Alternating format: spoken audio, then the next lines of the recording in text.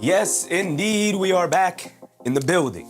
Yet again, here tonight we have more playoff basketball, of course. Our New York Knicks are not in action, but don't worry, we're gonna have another banger on our hands here tonight as the Detroit Pistons will roll right back into Orlando.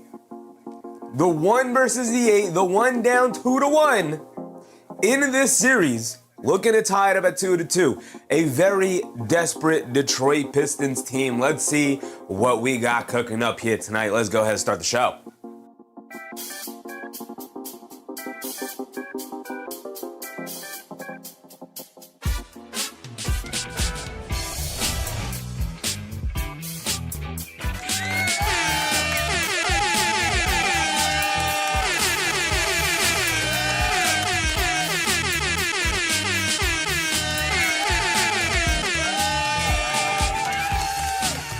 That is correct, folks. Indeed, back in the building.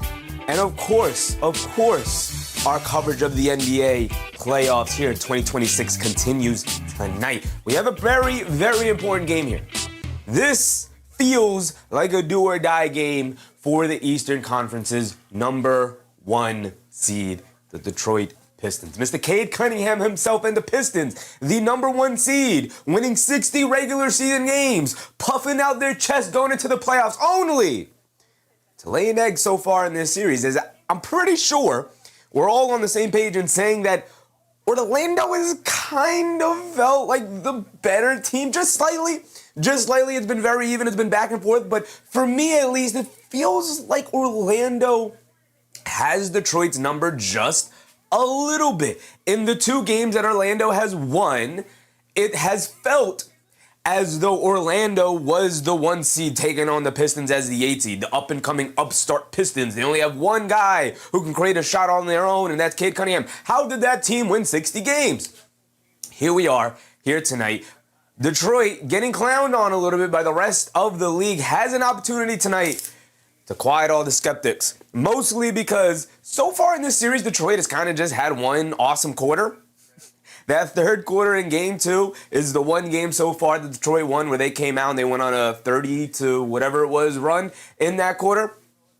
And they jumped ahead and didn't look behind the remainder of the game. It's been pretty much the only time Detroit has looked like a number 1 seed so far through 3 games. Game 4 here tonight, like I said, Orlando up 2-1, is an incredibly important game to decide who is this Detroit team. You go down 3-1 in this series, and I think the rest of the league is looking at you a little sideways. Now you have to come up with a miraculous 3-game win streak over the Magic in order to win the series, which is possible, but all of the things that we talked about during the regular season, because remember, we covered so many Pistons games this year. They were the number 1 seeded team. Pretty much by far the majority of the season. They were running away with the 1 seed. They were the most consistent team. Whereas Boston had a rough patch here and there, was up and down. Whereas the Knicks, we know, very notably, had rough patches up and down. Detroit didn't really have those. On their way to 60-win regular season, going into the playoffs, like I said, puffing out their chest a little bit. This Orlando team kind of imploding from within, which is what imploding means. I didn't have to add that last part in there. Kind of imploding this season. All the reports coming out about how everybody is ready to move on from head coach Jamal Mosley. And then here we are. Where Orlando is on the verge of possibly shocking the Detroit team. Now, again, pivotal game 4 here tonight. Are we going back to Detroit tied 4-4? Or are we in for a major upset? I really can't wait to see it. We have our bingo card set up. Drew Cam, what's up, Drew Cam? Naughty Ghost, what's up, Naughty Ghost? And this series has kind of been really kind to our bingo cards, I think. We'll see what kind of game we have here tonight. Obviously, it's calling on multiple players to play well, including Jalen Duren, who's been MIA, but we'll get to that. Shout out everybody in the chat. Christian Blaze, what's up, Christian? I know my guy Christian's in a good mood after a dominant game 4 by the Celtics. Hope you're feeling better. Yeah, I'm all right. It kind of just is what it is. It is what it is. We're all right. We'll get over it. Lano Mona's Magic up 3-1 tonight would be crazy. Don Moore Music, what's up, Don? How many bingo winners have we had so far? We should keep track of how many bingos we've given out. I think 4 or 5. I think 5. 2 bingos in one game. Daniel-22, not 4-4. Did I say 4-4? I meant 2-2. Thank you, Daniel. Niall Dimitri with a very generous super chat. Appreciate you, Niall. Shout out my guy. I think we've had 5 bingos. I know we had 2 in one game. And I think we had 3 other separate bingos so far. Definitely something we should keep track of. Definitely next year we will be keeping track of it for sure. That definitely feels like something we could absolutely keep track of, and that'll be fun to do so. I wasn't kidding about setting copies aside for winners. Susan, what's up, Susan?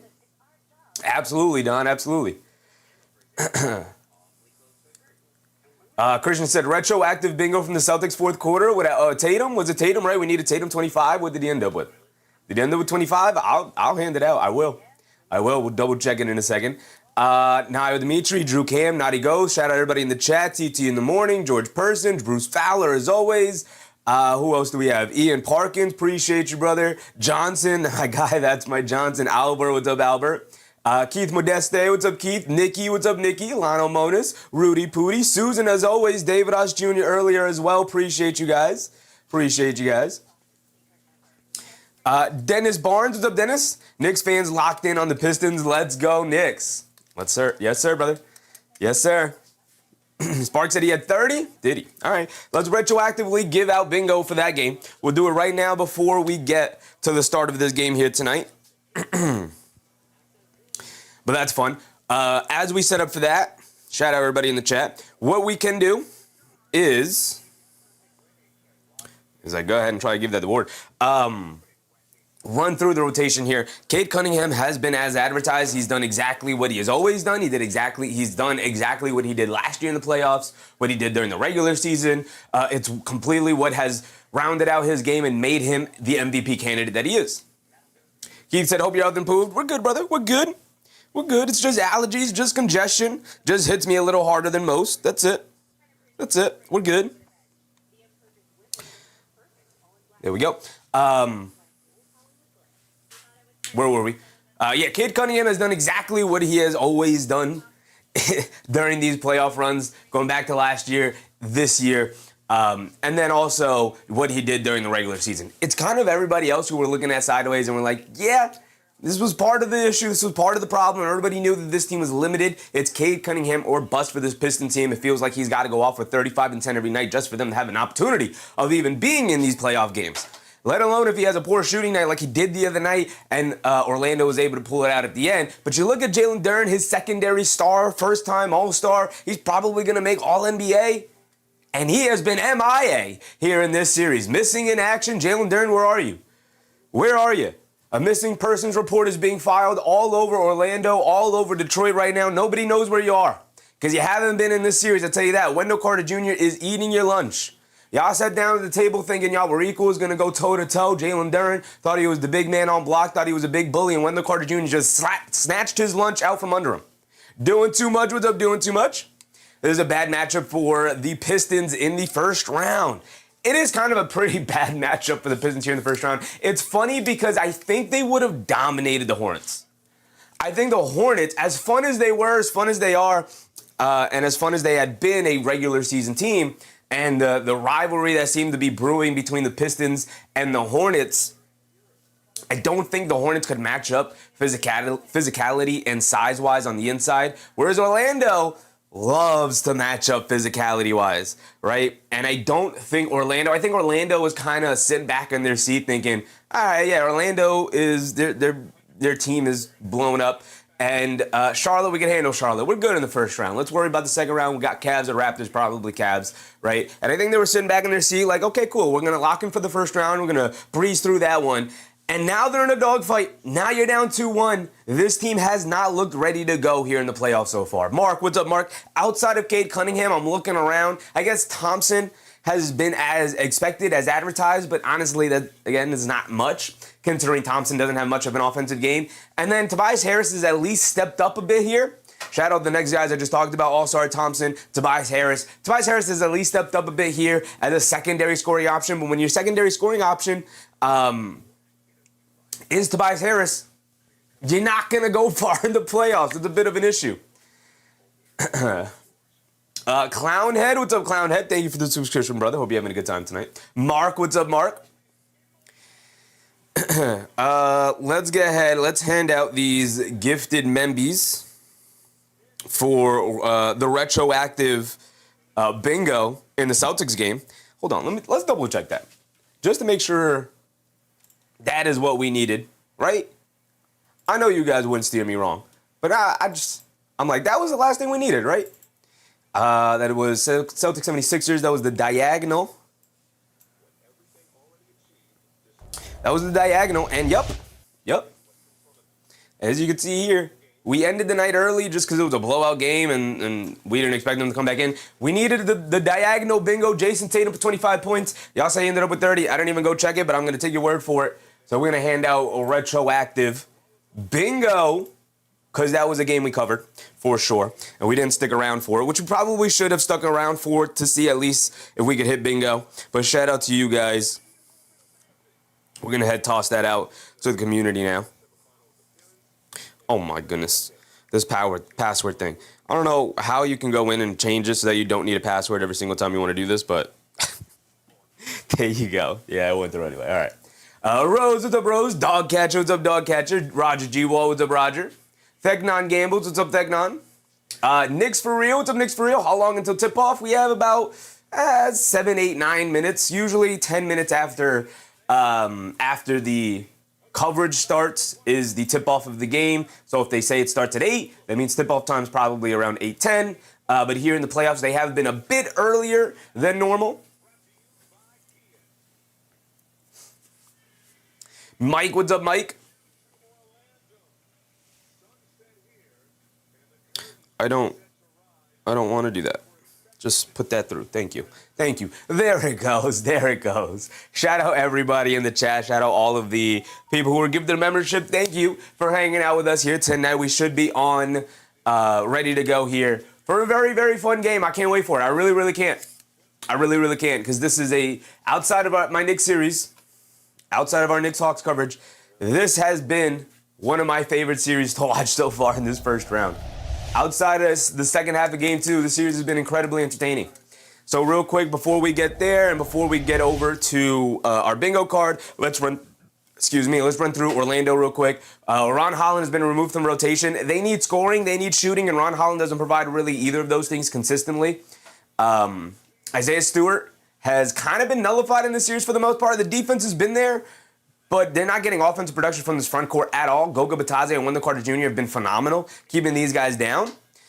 Kevin Huerter has been, Kevin Huerter, not much of a difference maker at all. He's made a shot or two here and there, but they need more than that. They need more than that on offense. Duncan Robinson, when he's your lone shooter, he's pretty easy to keep off the three-point line. He's going to get him up. He's going to knock down a couple. That's what Duncan Robinson does.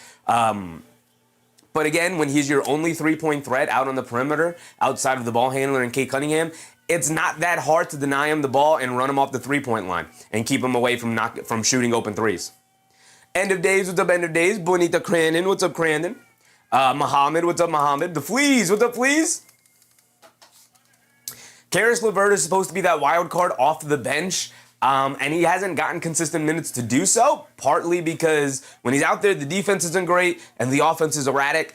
And so you're trying to find a way for consistency, and that has been the problem with this Detroit team. They don't have any consistent people to rely on outside of Cade Cunningham, and with the disappointment of their front court, especially Jalen Duren, again, the consistency is gone from these guys.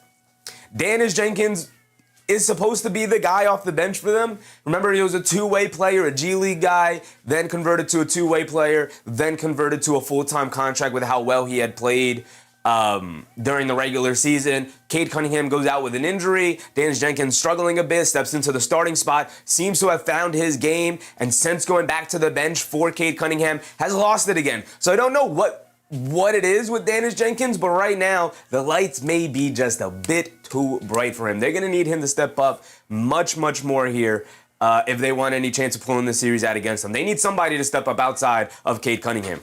Can they get their all-star big men back on track here tonight? We go over to Orlando side, Paolo, Banchero, Franz Wagner, whoever you would consider as the best player in this team. Me, it's Franz when fully healthy, but since being injured, it's been Paolo, and Paolo has stepped up in a major way. LP, what's up, LP? So they got Orlando at 39% to win. Is that reasonable, or should it be higher? It's pretty reasonable. Detroit should be considered the better team. They had 60 wins in the regular season based off how the regular season went. Orlando still hasn't had 100% Franz, although he's getting better as the series going on, which can be a bit scary and a bit dangerous. It probably should be a bit higher, closer to 50-50, but I'm not mad at about 40-60 there. Not mad at that. Fleas, what's up, Fleas? Christian said Banchero needs another triple-double-like performance to get the upset tonight. Yeah, they need to continue to show up. Obviously, this team is not going to go very far unless your stars. You could say that about almost any team in the playoffs. Your stars need to play like stars, or else you're not going to be able to win. The games are too high leverage. The teams involved are too good all around. If your stars don't play like stars, you're viable to go down at a loss, right? Which is part of the reason why Detroit has been losing. They have one guy playing like a star, the star that he is in Cade Cunningham. The other guy has been MIA in Jalen Duren. It's part of the reason. It's a major reason. Jalen Suggs has also been fantastic in their wins. He's been pretty bad in their losses. He is the key. He's part of the reason why I call him personally the most important player on this Magic team, because he brings the intensity. He brings it defensively at the point of attack, and then obviously as their point guard, he needs to set them up in a position to be successful, especially to start out a game. He's got to come out with the right energy and the right mentality to get them started. To me, he was the reason why they won Game 1 the way they did, and then he was a big part in Game 3 of the win with his shot making, and then obviously his point of attack defense slowing down the Pistons just enough. So they're going to need Jalen Suggs to have another big performance here tonight. When you were the 8 seed going up against the 1 seed, it's all hands on deck all the time. Desmond Bane hit 7 threes in the other game. At one point was 7 for 8 from three-point range. I don't know what he ended up as, but that man could not miss majority of the night. Milan Jones, what's up, Milan? Thanks for being here. Always going to be here whenever you're available to join us. Appreciate you, Milan. Hope you're having a good time tonight. Wendell Carter Jr., to me, has been a star in this series. It's been a bit of a coming out. We always call him the forgotten fifth starter of this Orlando team because we know the core four, Banchero, Wagner, Suggs, and Bane. And then Wendell Carter Jr., as the starting center, always feels like, yeah, he's good enough. But he has been phenomenal in this series, locking up Jalen Duren. This man has matched the all-star step for step, physicality for physicality, shoulder blow for shoulder blow.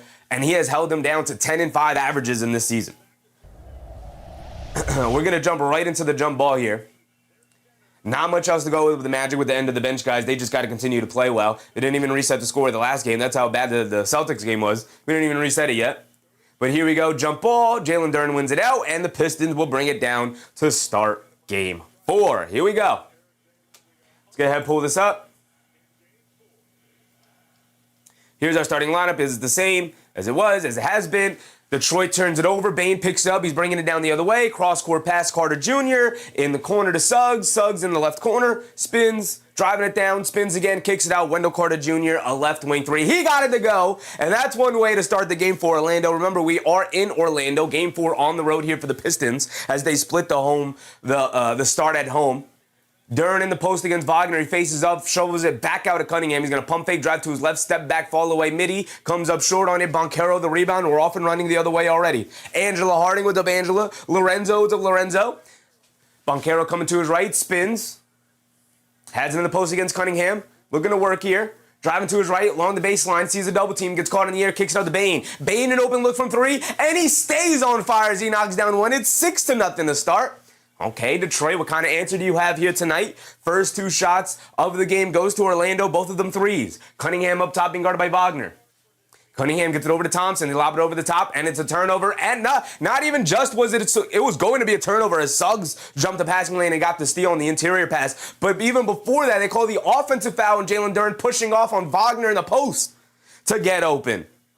It was going to be a turnover regardless, but it's an even worse turnover because that's already one foul on Jalen Duren here, who continues to struggle mightily. Here comes Suggs bringing it down the other way, has it up top, being guarded by Robinson, hands it off to Bane, gets it over to Carter Jr. Carter Jr. hands it off to Wagner, coming to his right, Duren switches out onto him. Wagner's going to dance with it, stop, turn, spin, flips it up, got it to go, and Franz Wagner's looking like Franz Wagner here in this series. It's 8-0. Here comes Detroit bringing it down the other way. You got to get a basket.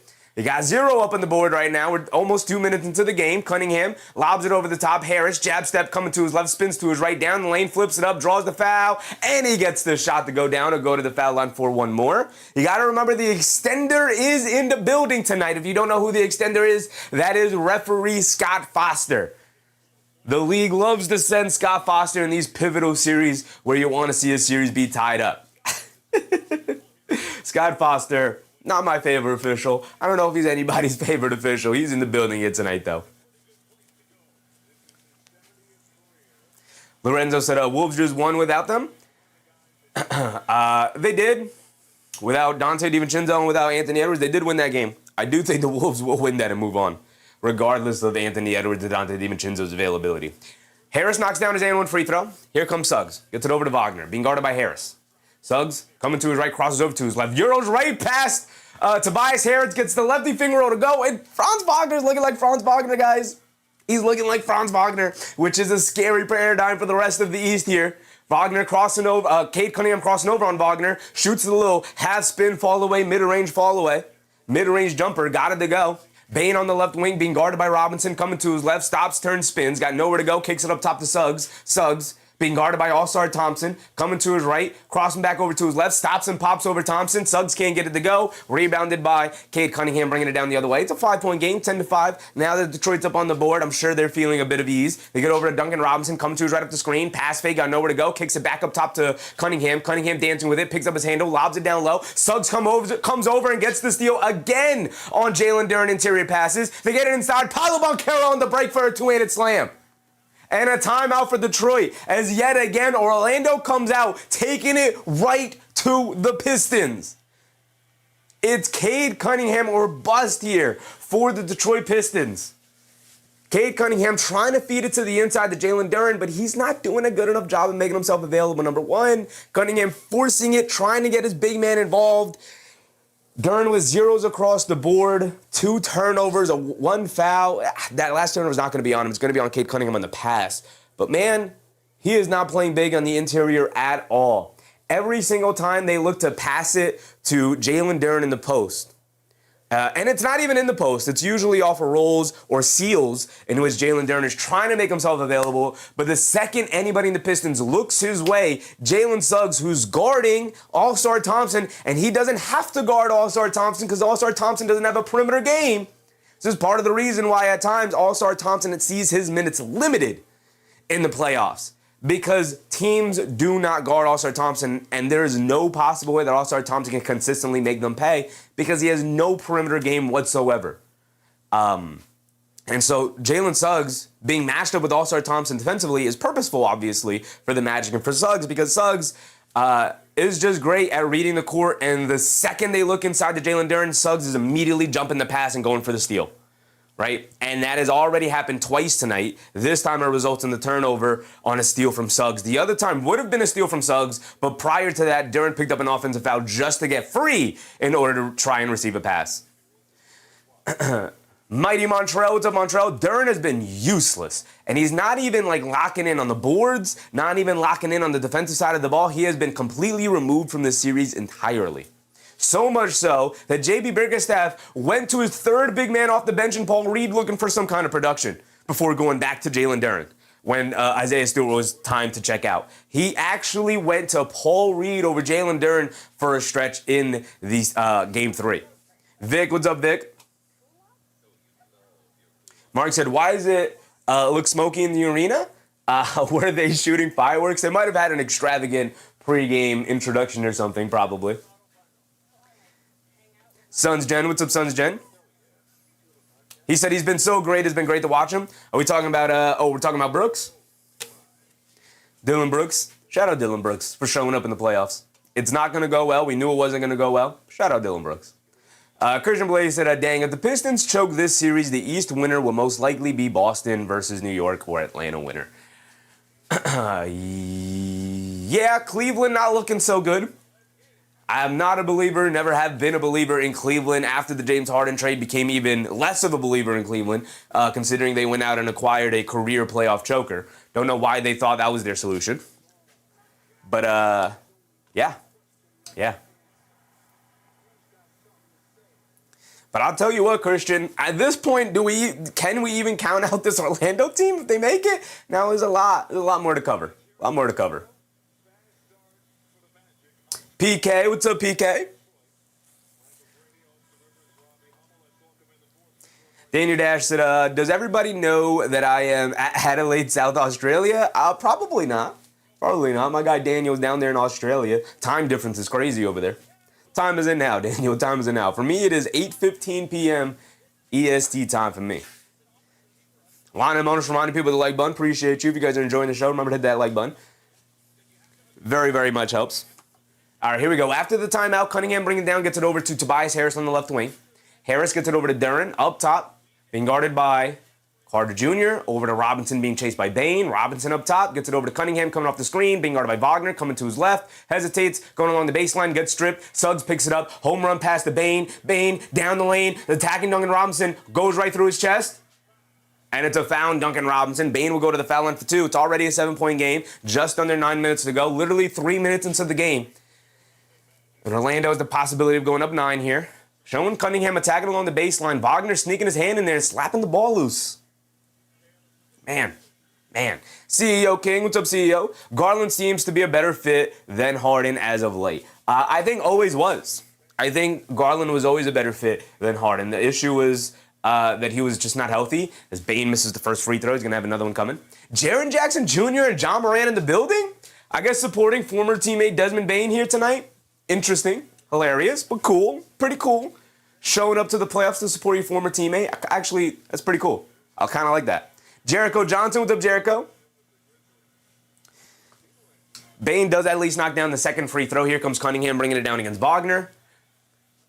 Cunningham coming to his right at the Duren screen, inside the Thompson at the foul line, coming to his right, spinning to his left, kicks it out to Harris, goes out of bounds, a bad pass from Thompson.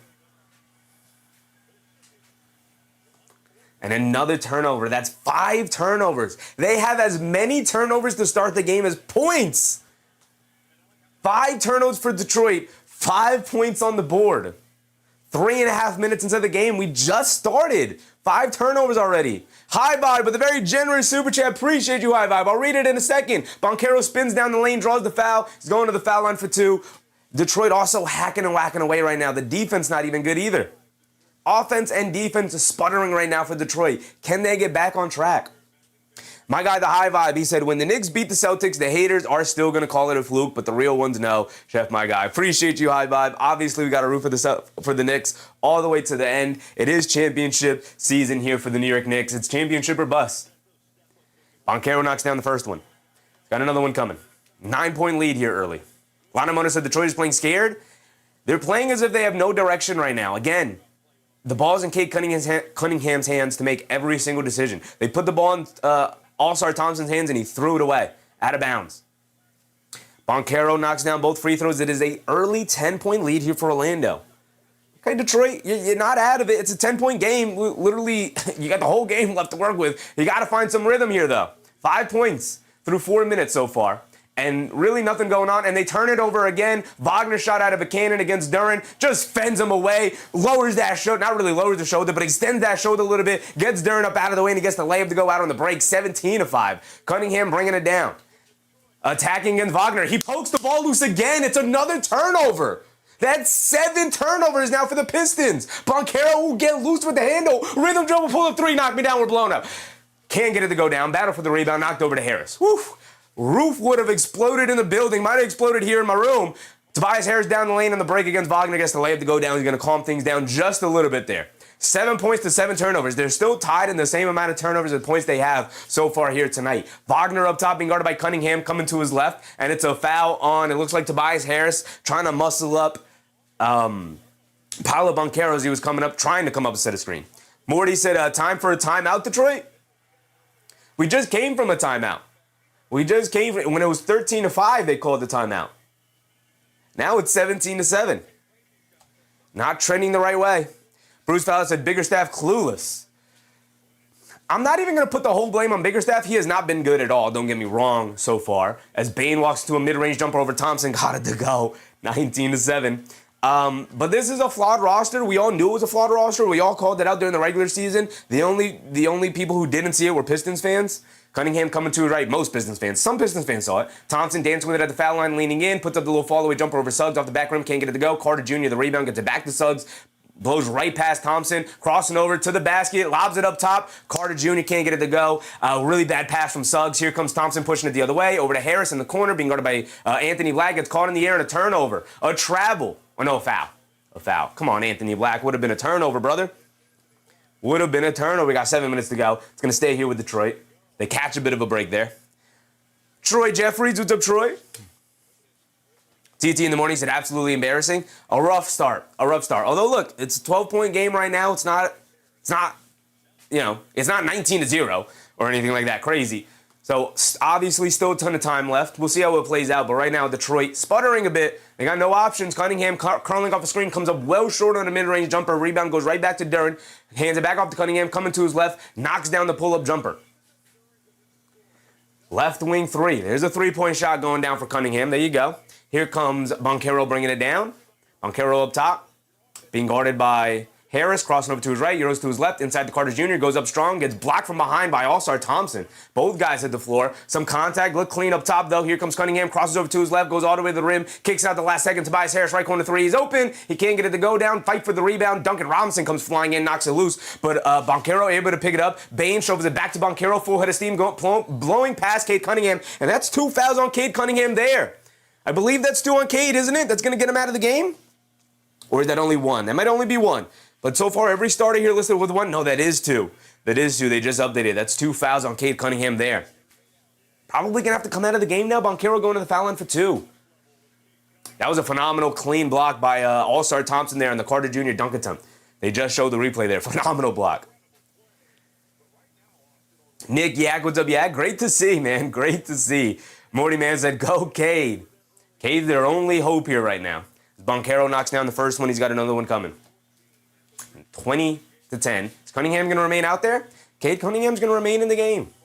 He's going to remain out there. Don't see him subbing out here. Don't see any whistles or anybody looking to check in. Matter of fact, looks like the only players checking in are from the Orlando Magic side right now. 20-10 start. Halfway through this first quarter, 10 points for the Pistons. It's been rough. Mighty Montreal said there have been so many slow starts for teams recently. Playoffs are hard. Playoffs are hard, man. It's not the regular season anymore where, again, you don't, the circumstances, you're staying in these hotels, you're really focusing on your matchup after the game ended, so you only got like 12 hours to figure it out. Cunningham sees a blitz, lob it inside to Thompson, gets stripped. Almost another turnover. Duren ends up with it, puts up the midi, got it to go. Jalen Duren knocks down a mid-range shot. And honestly, he's going to have to continue to probably take a couple of those just to get back in the rhythm and just to make Wendell Carter Jr. respect his offensive game a bit here. They hand it off to De Silva, curling to his left, steps back, crossing over to his right up the Carter Jr. screen, going along the baseline, keeps the handle alive, kicks it out to Banchero on the right wing, being guarded by Tobias Harris. A sidestep rhythm dribble three, can't get it to go. Not a great shot, but battle for the loose ball. De Silva able to save it inside the Carter Jr., then get it up top to Suggs. They swing it out to Anthony Black. He's going to look to attack against Tobias Harris. Rhythm dribble. Kicks it out to Banchero. Pump fakes. Driving to his right. Down the lane in the paint. Flips it up at the basket. Can't get it to go. An air ball. Carter Jr. diving for it. Loose ball. Cunningham picks it up. Hit a head pass to Tobias Harris for the two-handed slam. Tobias Harris showing up tonight. He's helping out Cade Cunningham. It's back to 7. See, now we're back into a basketball game. It's a 7-point game. They get the Banchero on the baseline. They kick it up top to Suggs. Extra pass inside to Carter Jr. A bad pass, but he's able to save it. Back over to Suggs. Quick catch and fire to the left corner. Can't get it to go, but a foul on All-Star Thompson. He immediately signals to his bench to challenge it. Immediately signals to the bench to challenge it. Suggs is lined up to go to the foul line for 3. And let's see if JB Bickerstaff uses it. He's looking over as his assistants. What do we think, Bickerstaff? Showing the replay now. We're running out of time. That's clean. That's a clean contest. Are we not challenging that? There's the timeout. Did he get it off in time? He did. He did. He's going to use the challenge. He's going to use the challenge. They gave him a lot of time to call the challenge, but he ultimately decided to call the challenge. Upon me looking at the replay, that's clean. It's a clean block. It's a clean block. Good challenge from JB Bickerstaff. What did we have here? Do we have anything going on here? I feel like something happened. We didn't have a travel yet, did we? No, just a bunch of turnovers. He is challenging Lanamotas. Got the timeout off. He's challenging it. It's a good challenge. On the replay that they showed us, it looked completely clean. Bruce Fowler, what's up, Bruce? Whenever anyone other than Cade scores, that's a good defensive trip. Yeah, Tobias Harris leading them in scoring with 7. Cunningham with 5. Duran with 2. Everyone else tossing up a donut so far. Again, Duncan Robinson, your only perimeter threat right now from three-point range, means that they could just pack the paint and make it really difficult.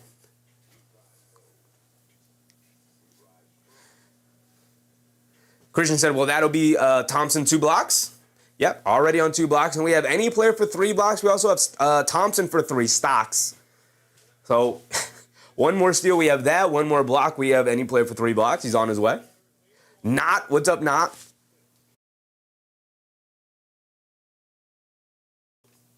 Excuse me. Nick Yak, what's up, Yak? Foon Pei, what's up, Foon Pei? I don't think my messages are going through. And sometimes I can't even see people talking. Oh man, maybe refresh the app or the browser or whatever, however you're watching it. Maybe close it out and open it back up. I don't know, it's weird. Nick Yak, what's up, Nick Yak? If Orlando can pull off the win and Boston wins, do they play Orlando next? Yes.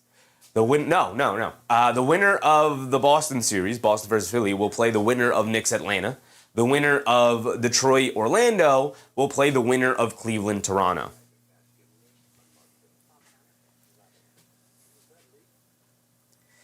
Bruce Fowler said, the score is close, but every basket for Detroit is a struggle.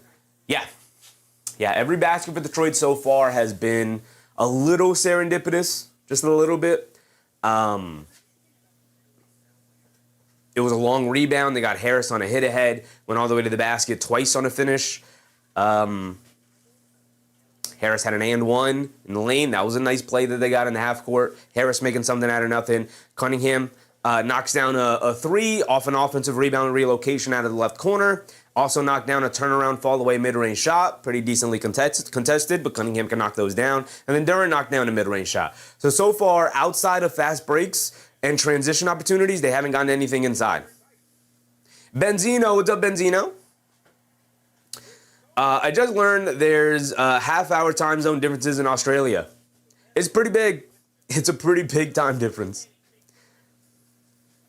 It's part of the reason why, well, depends on where you are in the world, I guess. Mike said, Magic are a very tough team. That's how they've made their bones in the regular season. They were projected to be a top 4 team. A top 4 team in the regular season. In the preseason, they were projected to be a top 4 team in the regular season. And successful challenge, so that's one up on the board. Should have pulled that up during the timeout break there. That's why they injuries played a part in it. Their own kind of self-destruction played a part in it. Ball also goes back to the Pistons, by the way, because they had imminent possession. So here they come bringing it down. Cunningham up top being guarded by Anthony Black now. Gets it over to Duran. Keeps it. Good ball denial from Black. They can get it to Cunningham. Great ball denial from Black. Now they're going to do it again. Now they hand it off to Cunningham, going all the way to the basket. Gets blocked by Paolo Banchero, but a foul, and that'll send Cunningham to the foul line. So Detroit working themselves back into this one. Orlando not fully being able to take advantage of the slow start here.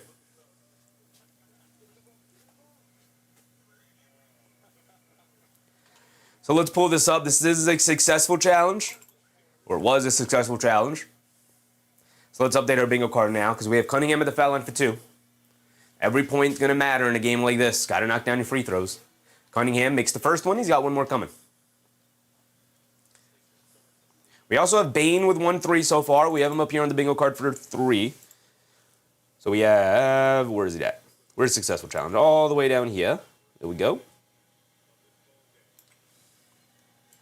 Cunningham goes 2 for 2 from the foul line.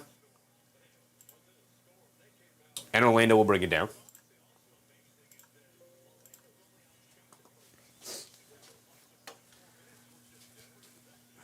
There we go.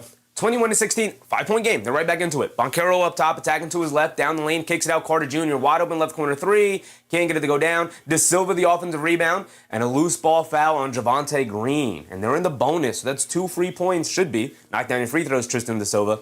For Orlando here. We have 4:23 to go. My timer's slightly ahead.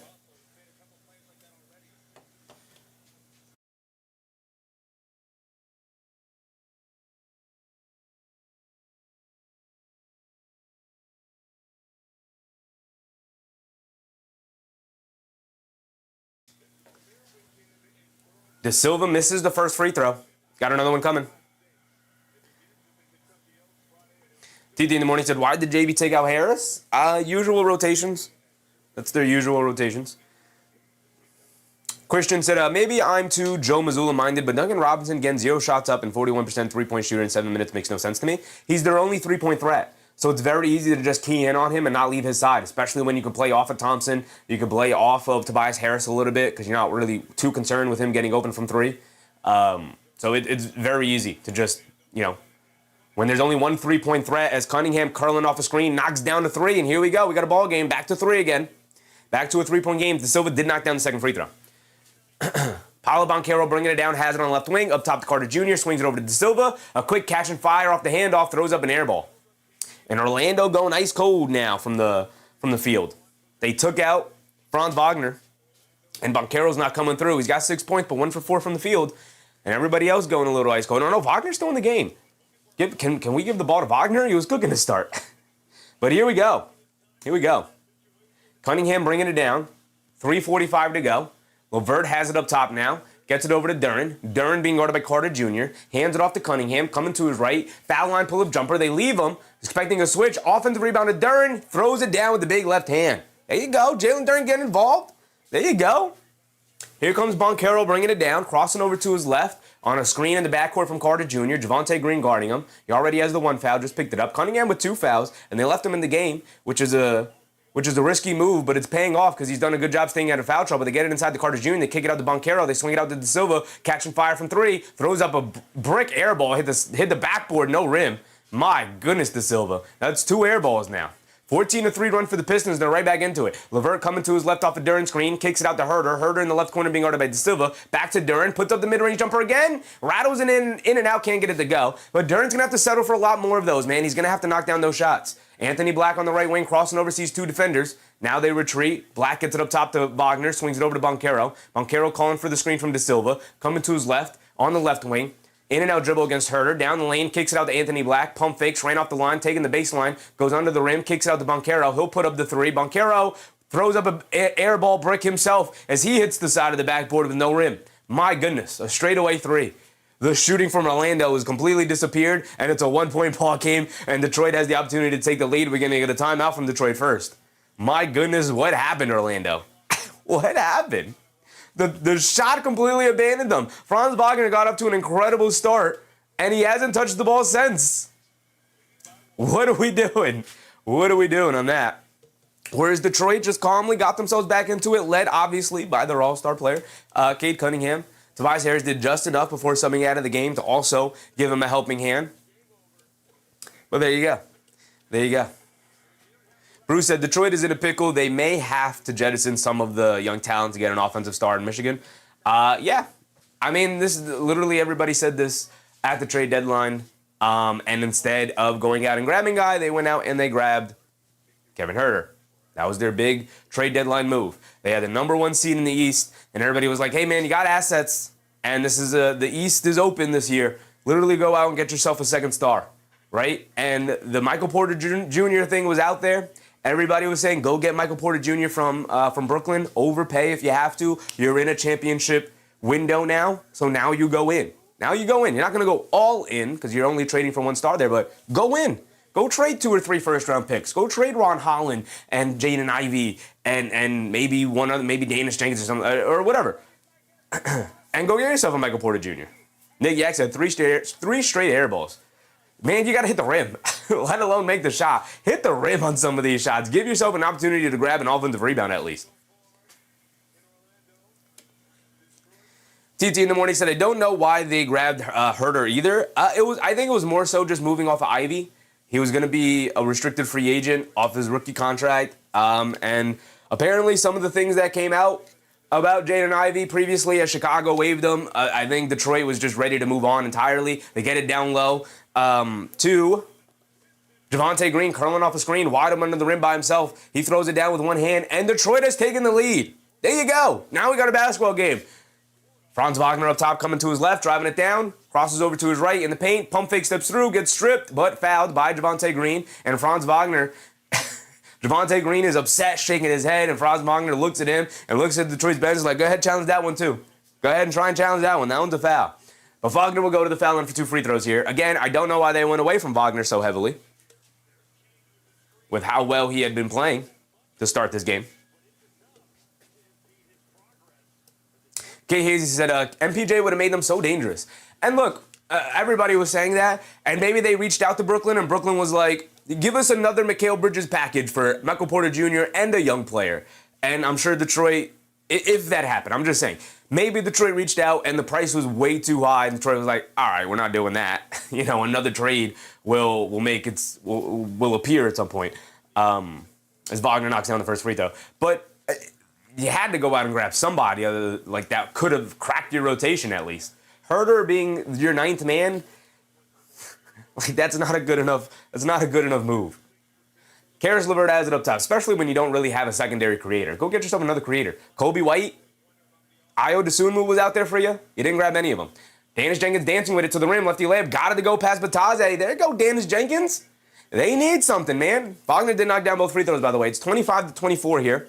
1:30 to go, approaching 1:30 to go, 1:40 to go. Wagner coming to his right down the lane, stops, turns, pulls it out, being guarded by Stewart on a switch. They kick it up top to Bane. Bane pump fakes, coming to his right, spins back to his left, mid-range pump fake, leans in, lefty layup gets blocked, rebounded, LeVert, hit ahead to Jenkins. They got numbers. Jenkins will stop inside, LeVert to the rim, gets chased down, blocked by Bataze, but a goaltend, and that's also on the bingo card. TD in the morning said if we had Dosunmu, we'd be cooking. He was literally out there for anybody to grab, anybody with second-round picks, because he went for 4 second-round picks from Minnesota. So if Detroit was just like, hey, here's a first-round pick, they could have had Ayo Dosunmu. It was out there for anybody to grab, anybody with picks like that available. He went for 4 second-round picks. That's it. That's it. Wagner recovers the ball in the backcourt, bringing it down. Crossing over to his right at the screen. Spins to his left. Down the lane. Gets swatted out of there by Stewart. Another block. Here comes Detroit bringing it down the other way. Dennis Jenkins in transition. A pull-up left wing three. Comes up short. Javonte Green on the glass. Can't grab it. Dennis Jenkins picks up the loose ball. Brings it back out. Crossing over to his right along the baseline. Kicks it over to LeVert. Kicks it out to Robinson. Robinson being chased by Franz Wagner. They get it over to LeVert. Jab step coming to his right. Going under the rim. Kicks it out. Beautiful pass. Javonte Green wide open left wing three. Off the back rim. Can't get it to go. Battle for the rebound. Knocked loose. Bane able to pick it up. And here comes, I forgot to give Dennis Jenkins the layup. It's a 3-point lead for Detroit. Here comes Bane. Kicks it out. Franz Wagner, left corner three. He's open. He can't get it to go. Bataze battling on the glass. Kane picks it up. Gets chased down, blocked by Stewart. Back to Bataze, though. Picks up his handle. Pass fake. Up top to Bane. I know the bingo card went away for a second. But there's a clock issue. They reset the clock to 24 seconds when it shouldn't have been. Stewart having an excellent night so far tonight. I think that's already 2 blocks for Stewart. Throw our bingo card back up there. Sometimes when you update it, it doesn't update it for us, and it disappears. There you go. Not a travel. We didn't have a travel. We had a goaltend. That's also down here. That's going to be re-updated.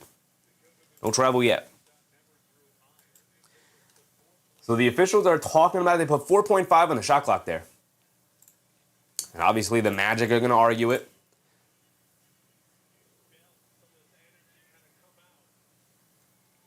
So an incredible start for Orlando, a really slow start for Detroit, and then it's kind of flipped in the second half of the quarter here.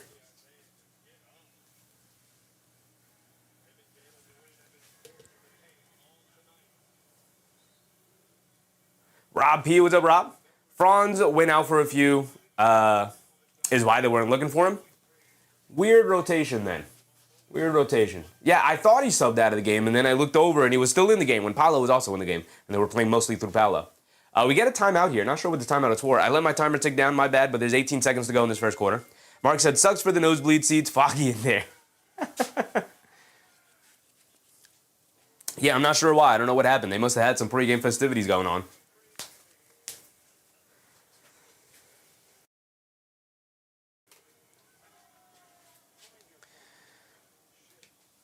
So Green with 2, LeVert with 2, Jenkins with 2, Cade Cunningham and Tobias Harris uplifting this offense in a major way, and Orlando going ice cold after a while. Wagner with 8, Bane with 6, and outside of that, not getting much. Banchero starts the game, I believe, 1 for 5 and 1 for 6, so not great there. Christian said Tristan da Silva put up 2 wacky threes when he could have fed Wagner. Yeah. I mean, look, he's out there to shoot threes, so it was nice to see him come out confident. But yeah, both of them ended up being wacky, off the mark, airball threes. And they were decent looks, you know. To not hit the rim on either of them sucked a lot of the momentum away from Orlando there.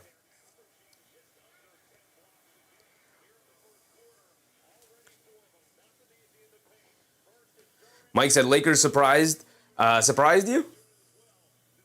I'm not too surprised. I'm more so surprised in Houston's performance, but Bane has it up top. Sidestep left wing 3 with the shot clock winding down. Comes up short. Loose ball rebound. Knocked out of bounds by LeVert. It's going to stay here with Orlando. Good hustle from Jamal Cain. 12 seconds to go. They'll have the final shot of the quarter here. Great hustle from Jamal Cain there. Thompson will sub in for the last defensive possession.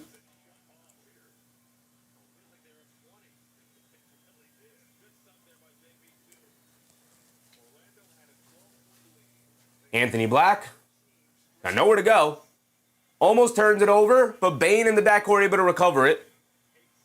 LeVert almost got that steal. Bane rushing it down inside the Batase. Pump fakes, goes up, draws the foul, and gets the layup for Goga Batase. Nice pass from Bane. Nice pump fake for Batase. Gets Isaiah Stewart up in the air. Draws the foul, gets the layup. That's Stewart. Green has 2 fouls. Wow, Green has 2 fouls already. That's Stewart's first foul.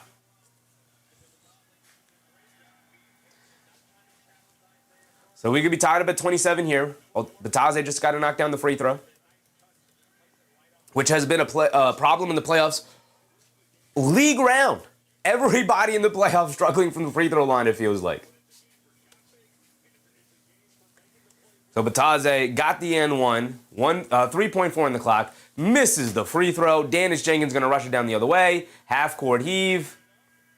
Way off. Good defense from Franz Wagner to step in front of him and just make him hesitate just for a second. Shot was way off at the end of the quarter there in the half-court heave, and that'll be the end of the first quarter. Detroit battling back after a very slow start. Orlando, after a very hot start, cools off. And here we are. 1-point game, 27-26. We got a couple of things popping up on our bingo card already. Bruce said, watching LBJ now, I can't tell if he's enjoying himself or he just doesn't know how to stop. I think he's enjoying himself. I think he's enjoying it. I think we all know we only have like 1 more year of LeBron left. So I think he's enjoying himself, right? They have to play the Oklahoma City Thunder in the next round. So he's going to enjoy the playoffs while it lasts now before the Thunder just ratchet it up and then lock them out. So he's going to enjoy what he can do now because he's not going to be able to do anything against that Thunder team at his age. Mike said, just thought James would be done with the game this season, but I obviously was wrong. Yeah, I mean, there's that famous tweet, LeBron turning 30. This won't go on much longer. This nonsense won't go on much longer. And we're 11 years removed from that. He's 41 now, and he's still going. And the nonsense is still going on, so. Miguel, what's up, Miguel? Let's go Pistons. They're hooping, brother. They're hooping. Nick Yak said, Detroit shooting 52%, Orlando 35%. Yeah, that's also in part Yak because Detroit isn't always getting a shot up. They had 7 turnovers in that first quarter. As a matter of fact, at the end of the first quarter here, let's take a look real quick. How many turnovers do they have as a team? Just real quick. Normally we save the team stats for halftime, which we will, but I just want to look at the team turnovers here. 7 turnovers to 1 so far. So what's the possession battle so far at the end of the first quarter? They didn't get nearly as many shots up. Oh, they did. 23-21. So a couple offensive rebounds I assume went their way. And some free throws went Orlando's way. 11 attempts to just 3 attempts. So that's why the possession battle is closer. But 7 turnovers. 7 turnovers. 11 for 21 for 8 for 23.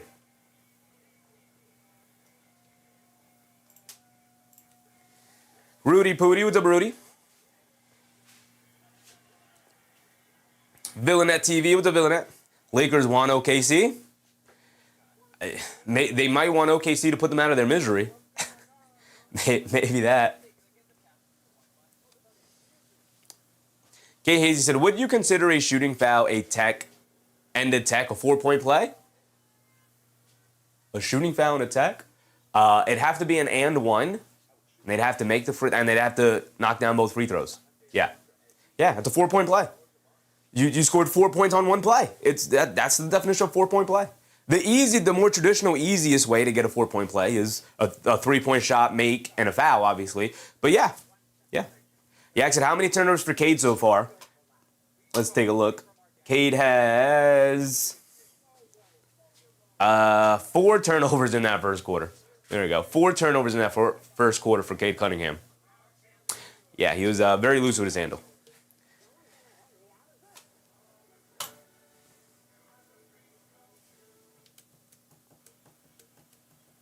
All right, here we go. Start of the second quarter, right back into it. Here we go.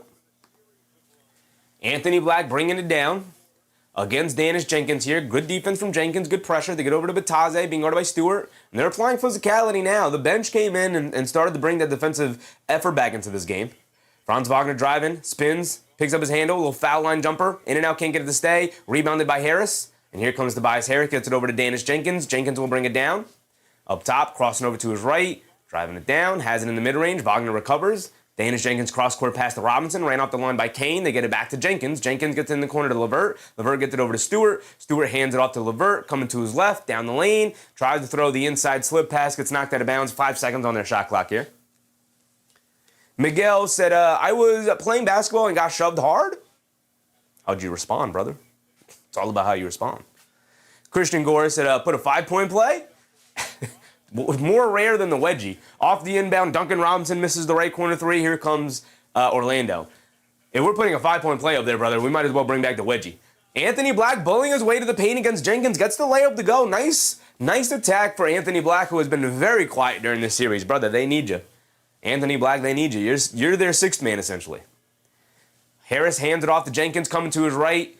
And that's a moving screen. Duncan Robinson? No, it's a foul down low on Orlando. It's going to stay here with Detroit. All I saw was Duncan Robinson leaning into an Orlando player, but I guess the foul is that he was shoved in there. So it's a foul on Orlando. Christian said, bring back the wedgie. We might do something else where the wedgie is its own thing. Maybe it's not on the bingo card, but if we get a wedgie, maybe that's one gifted sub. They get over to Stewart at left wing 3. Got it to go for Isaiah Stewart. And they're going to need somebody not named Duncan Robinson to knock down threes. Stewart knocks one down there. Here comes Franz Wagner bringing it down. Has it up top, being guarded by Robinson. Coming to his left. Stops, swings it out to Black. Jab step coming to his left in the paint. Foul line pull-up jumper over Jenkins. Can't get it to go. Kane can't snag the rebound, knocked out of his hands. Here comes Jenkins, shot out of a cannon, bringing it down the other way. Swings through, down the paint, lefty left, gets swatted out of there by Goga Bataze. Jamal Kane picks it up, pushing it the other way. In and out dribble, Euros floater. Gets chased down, blocked by Stewart, but a goaltend. Tied at 30.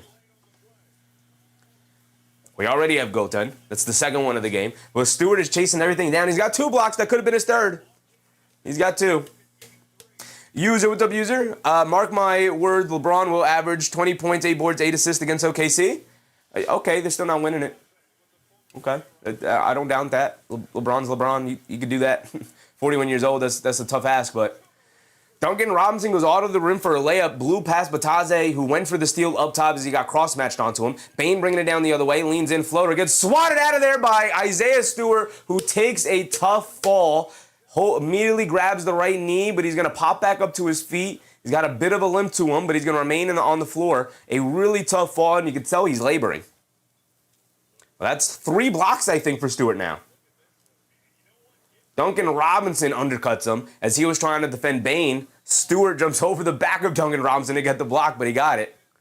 I believe that's 3 blocks, which is on our bingo card, but we'll double check it at the next timeout break here. Franz Wagner dancing with his step back, mid-range fall away. So Franz Wagner taking some really tough shots now after a really good start in the first. Now a rough stint here. They try to lob it over the top. Wagner pokes the ball away. Hit ahead to Kane. Kane bringing it down. Left side of the court. Goes up. Gets swatted out of there by Danish Jenkins. Rebound knocked out of bounds. And it's going to stay here with Orlando. Why'd they give 2 points to Detroit? What did I miss there? They have 32-30 up on the screen now. But we've been keeping track of the score. I can't tell you what. I guess I'll just match what they have up there, but I think it's 30. We're tied at 30 here. But I guess I'll just match what they have on TV. You got 32-30. I'm not sure where that 2-point basket came from for Detroit here. Broadcast might be wrong yet again.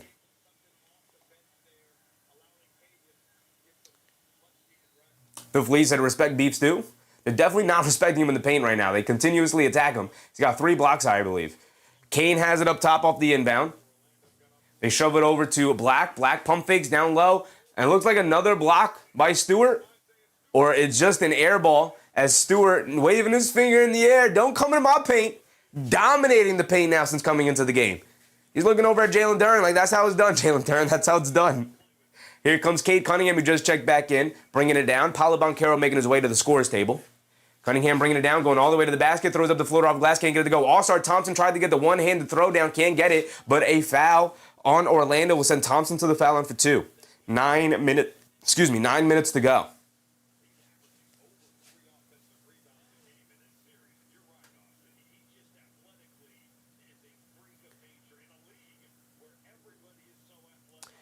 John Corley said one of Stu's block was a goaltend, but he had 2 blocks in the first quarter.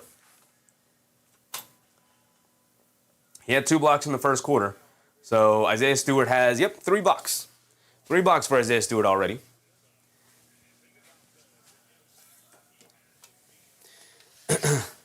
You just said, of course Lakers won't beat OKC. Old man LeBron will definitely show up. Okay, brother, but the goal is to win, not to show up. LeBron's 41. We know what he can do, brother. No one's questioning that.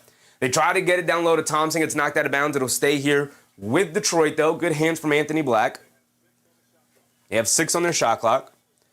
Let me just fill it in here so we don't forget. And we'll update it the second we can. But LeVert will inbound it here. 9 minutes to go. They get it into Cunningham. Pump fakes. Sidestep. Puts up the 3 after he regained his balance. Comes up short on the shot. And the rebound goes to Bataze. And they get over to Bane. Bane has it up top. Dancing with it against LeVert. Coming to his left. Double step back. Kicks it out. Jamal Cain. Left corner 3. No hesitation. Too strong. Can't get it to go. And rebounded by Tobias Harris. Here comes Harris bringing it down against Banchero, who just checked back in. Thompson did knock down both of his free throws, so it is 32 points now for Detroit. Harris dancing with it. Coming to his right. Gets fouled. And Harris hits the floor. And a lot of overreaction there. See the replay on it? Was there any extra going on here from Bataze? Slabs down on it.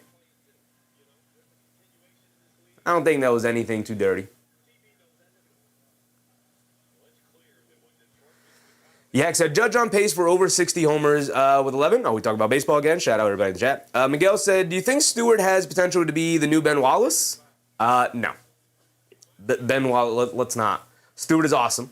Stewart's really good. Ben Wallace made himself a Hall of Fame player solely on his defensive impact. Now, we could quibble whether or not Ben Wallace is actually a Hall of Famer, but he's in there. He's in there.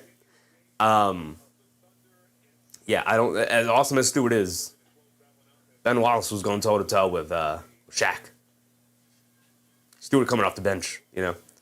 Yera, what's up, Yera? Kane needs help. Team's really bad. They're up by 3 points, brother. They're up by 3 points. 33-30. 8:27 to go. They get over to Cunningham, coming to his left, pull up 3 for Cade. Gotta go down for Cade Cunningham. It's a 6-point game. And it's a 6-point lead for Detroit. Anthony Black will bring it down. Orlando really struggling to put the ball in the basket during this stretch. Anthony Black. Where's Jalen Suggs been at? Definitely need Jalen Suggs back in this game. Paolo Banchero down the lane. No look pass. Jamal Cain wide open right corner 3. A beautiful pass, and Cain can't knock it down. And the 3-point shooting continues to be disastrous for Orlando here tonight. Getting decent enough looks, but not knocking them down. And speaking of, as a beautiful pass from Cunningham to Tobias Harris down the middle of the lane for a big one-handed hammer. It's been the Cade Cunningham and Tobias Harris show here.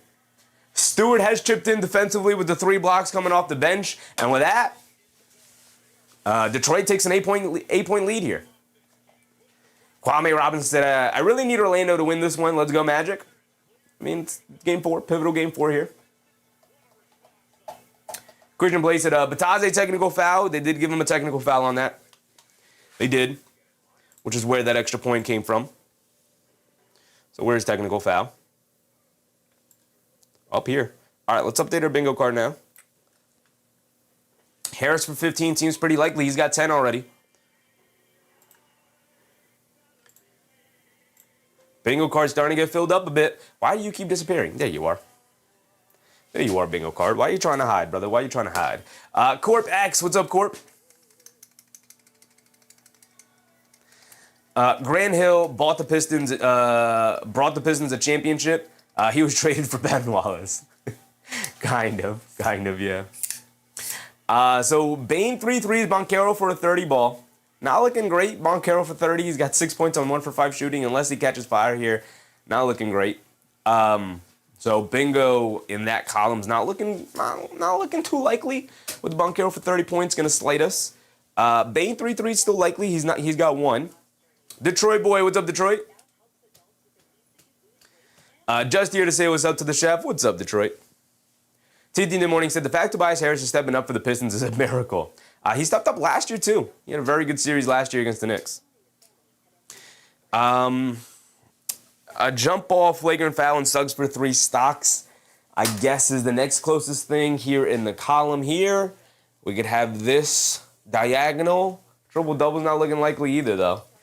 Wagner for 25 and a jump ball, though. Wagner for 25 is not looking great. Again, this series is obviously more of a defensive matchup between these two teams. They definitely lean more towards the defensive side of the ball for both of them. So a lot of these scoring props are going to be hard to come by. But we've been doing pretty good so far. Yeah, it's kind of the only things we're close to. Thompson has 2 blocks. Needs a steal or a block to get the 3 stocks there. Black 12, 3, and 3. He's got 2 and 1, so not looking good on that one either. Mike said, Pistons killing the Magic on the boards? Yes. Yes. Now, we'll go over all of it and see how it ends up as we wind down this first half here. We'll go over it at halftime as we always do. But the turnover game and the free throw game definitely favoring Orlando. The rebounding battle definitely favoring Detroit. And now the stocks are favoring Detroit, which is allowing them to create possessions despite all the turnovers that they had. Most of them coming in the early part of that first quarter, though, which is how Orlando jumped out to a 10-point lead early. 12-point lead was their largest lead of the game. TT in the morning said Thompson will probably get 3 stocks soon. We'll see. I mean, the guy's a menace. We might have to update this to 4 stocks again. We had it at 4, wasn't really hitting it for the first 2 games, lowered it to 3, and immediately started hitting them, so. Here we go. We're going to be checking back in. Tobias Harris is going to sub out. Here's the lineup for the Pistons coming out of this timeout. Cunningham, Thompson, Stewart is back in. Again, no Jalen Duren majority of this second quarter so far. Javonte Green and Karis LeVert. And then for the Orlando Magic, you have Banchero, Carter Jr., Bane, Suggs and Carter Jr. checking back in. They're going to need some production from those guys again. And then Tristan DeSilva also back in. Here we go. Suggs bringing it down. Gets it over to Banchero, left wing. Back up top to Suggs, back over to Banchero. Swings through to his left against Cunningham, leans in, mid-range fall-away jumper. Too strong, can't get it to go. Thompson the rebound, and a loose ball foul, looks like on Carter Jr. And Detroit will bring the ball down the other way. Mike said if Banchero can't shoot, then he doesn't need to. They kind of need him to shoot, and they also need him to knock down shots.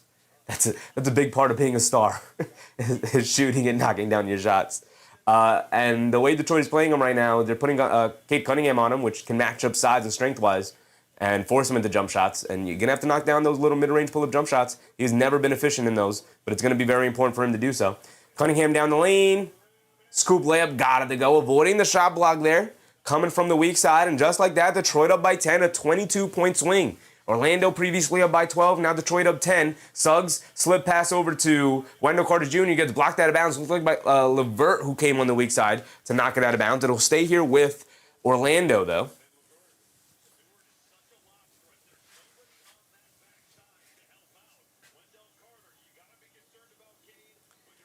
So Suggs will inbound it. They throw it over to DeSilva, left wing 3. He's throwing up 2 air balls, but he finally gets one to go down. A big-time shot for DeSilva. Orlando desperately needed somebody to knock down a perimeter shot, and DeSilva delivers there. LeVert crosses over into DeSilva, kicks over to Cunningham, being guarded by Suggs, taking the baseline. Inside pass, Thompson gets blocked by Banchero, looks like, and Suggs bringing it down the other way. They get over to Banchero, up top being guarded by Thompson. Banchero spins, gets tripped up, and a foul on All-Star Thompson.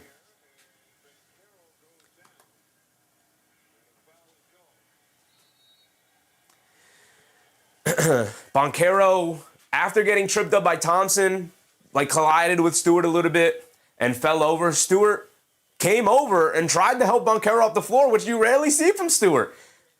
And then Carter Jr. came over and knocked Stewart away from helping his teammate up. And Stewart, this all happens right in front of the ref, and Stewart is looking over the ref like, tee this dude up. He just pushed me out of the way. And I think they're going to hit him with a technical. They are going to hit Carter Jr. with a technical foul here. Cunningham knocks down the free point. I get being a tough guy. I get hey, don't help our guy out, but shoving him like that right in front of an official is going to give you a tech in modern day basketball. It's a little bit of a soft tech. I don't really like it. Let these dudes play a little bit, but in a series like this, as physical as it is, an incident involving Isaiah Stewart, you might want to get ahead of it before it explodes into something further. So I understand why the ref is going to give him a technical there, but it's a little bit of a soft tech. Come on. BMR, what's up, BMR? This is a Scott Foster special. Expect fireworks, yeah. Carter Jr. has it up top. Duren is subbed back in. Stewart to the bench. Bain down the lane. Can't get the floor to go, but Carter Jr. right there for the tip up and in. Waited just long enough for it to rattle out and rises over the back of Duren there to get the tip up and in.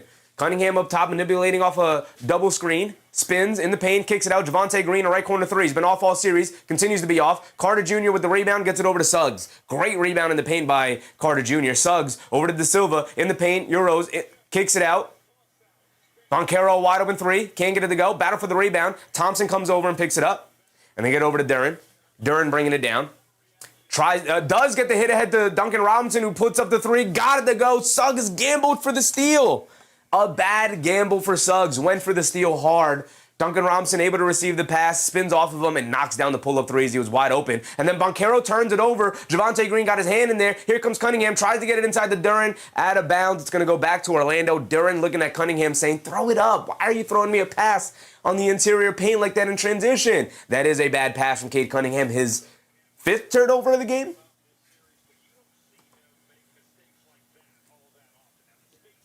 Mike said this is getting out of hand. Not really. It's a 9-point game, brother. 9-point game.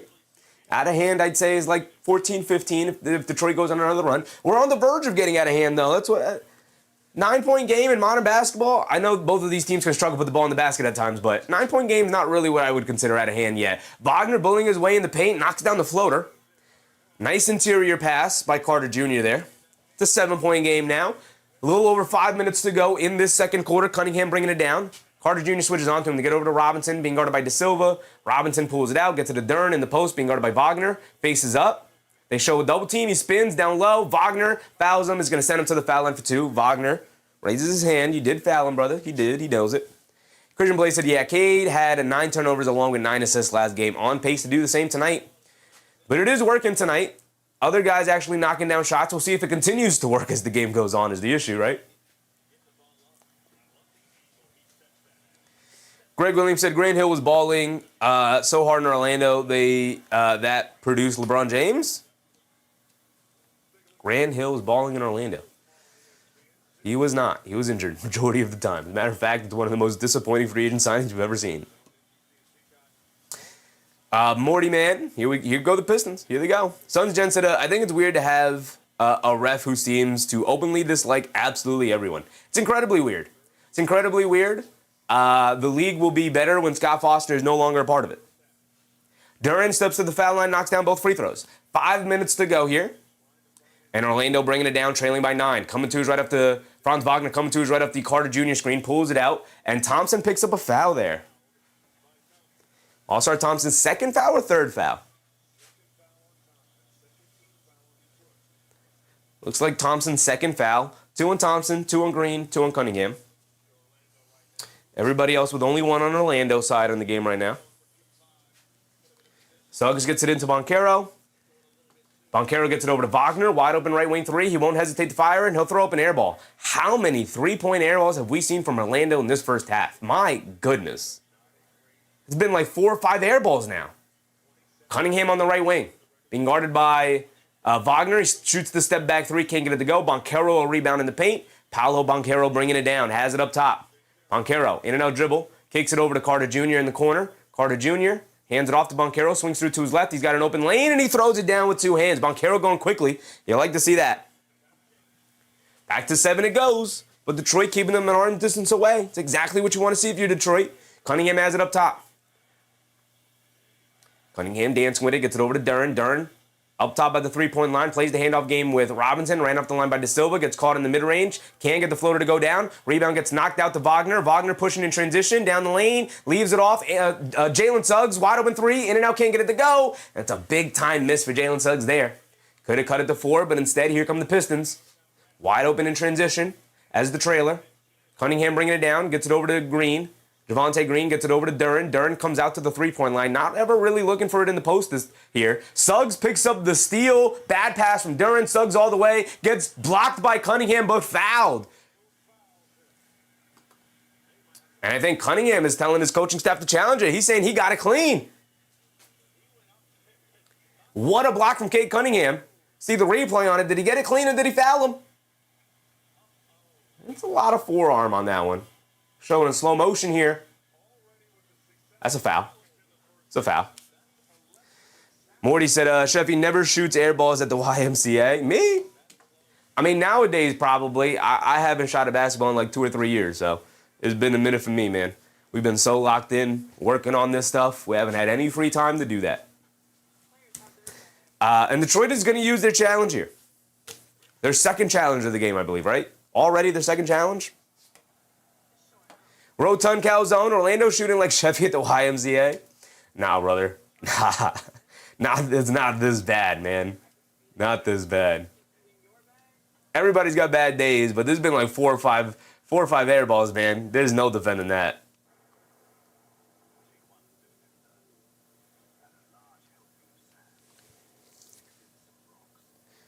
Mighty Montreal said, there are NBA players, these are NBA players, right? I've seen less air balls at the local rec center. It has been crazy, Montreal. It's been crazy here tonight.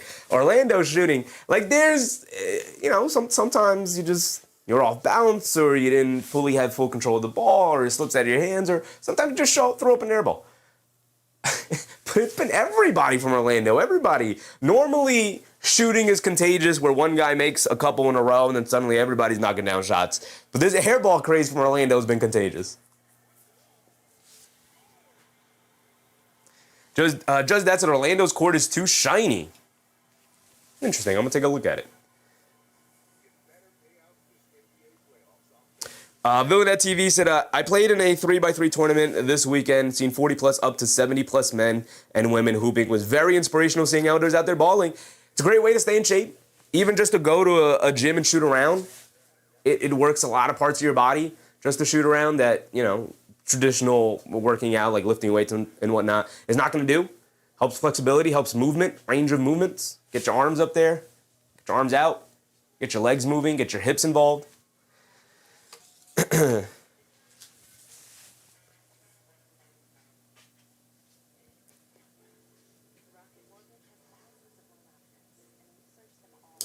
Duncan Robinson with 5 points. Cunningham with 16, 3 and 3 with 5 turnovers. A little crazy for Cade Cunningham tonight, but he's needed.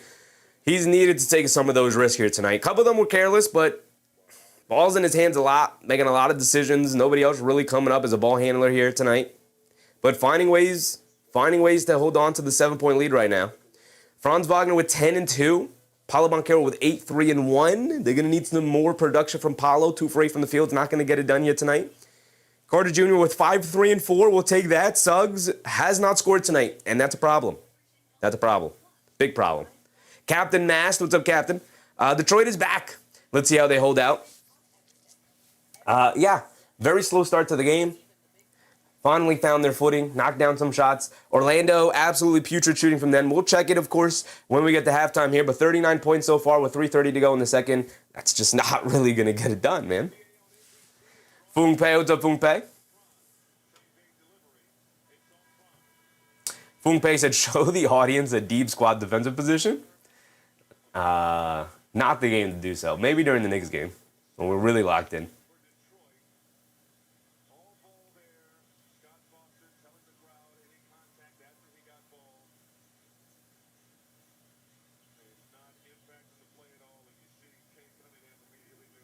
So it's a successful challenge. There you go.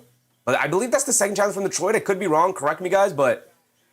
And then Carter Jr. loses the hand on the ball, but he picks it back up, out to Banchero, swings through to his right, step back, inside to Wagner. Wagner in the paint, kicks it out. Desmond Bane, wide open left corner three. Got to go down. Another one goes down for Desmond Bane, his second three of the night. And it's a 4-point game. There you go. 3 points to the wrong side, my bad. It's a 4-point game. 42-46. A little over 3 minutes to go. Come on, timer, keep up. Are we good? No, not yet. Keep going. And an off-ball foul on Desmond Bane. Trying to keep up with Duncan Robinson away from the play foul. AC, or AG, what's up, AG? They have no more challenges. Thank you, AG. I did think that was their second challenge already. Both of them successful, which is good, obviously. They're in the bonus as well, so that's 2 free points for the Detroit Pistons. Robinson to the foul line for 2.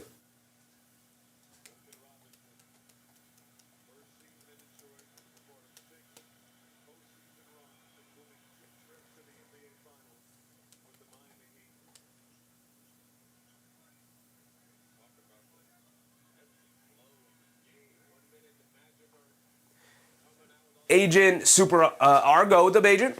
Let's go, Orlando. Orlando holding on despite some woeful shooting all around. But Detroit, after an extremely slow start, back in the lead. 6-point lead, 48-42. Robinson knocks down both. 3 minutes to go here. Banchero up top being guarded by Harris, who subs back in. They get over to Bane, curling off a screen in the mid-range. Pump fake steps through. Can't get the layup to go, but a foul on Thompson will send him to the foul line for 2. No, travel. Travel on Bane.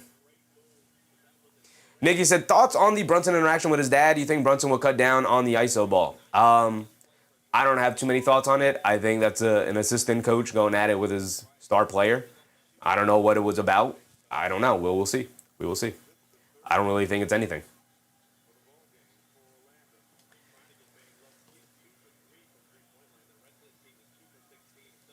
So here comes Cade Cunningham bringing it down. 6-point game. Cunningham on the left wing being guarded by Wagner.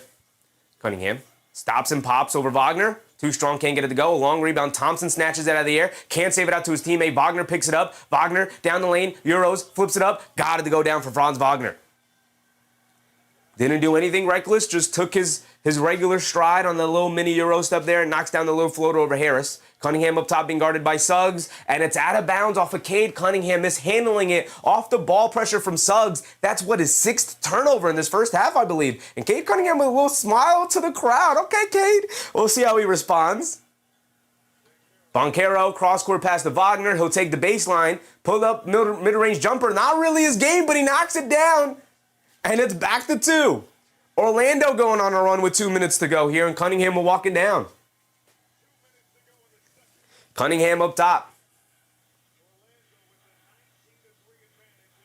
Cunningham gets it over to Robinson. Robinson being guarded by Bane. You get over to Cunningham. Cunningham on the right wing, coming to his right. Lobs it over the top to Duren. Suggs tried to go for the steal, but finally they got the pass down low to Duren rolling to the rim, and he gets the layup to go over Banchero, who came over on the help side, I believe it was. Banchero now has it up top. Banchero coming to his left off the little touch screen from Wagner, and that's 3 fouls on Cade Cunningham there. Banchero going to the foul line for 2. That is the 3rd foul on Cade Cunningham. That could come into play here tonight.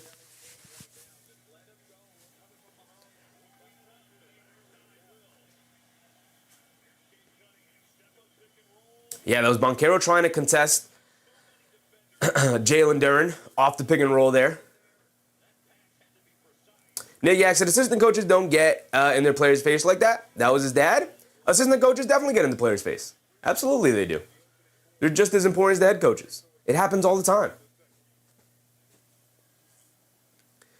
Assistant coaches are actually more likely to lay into players than head coaches are. Especially in the NBA.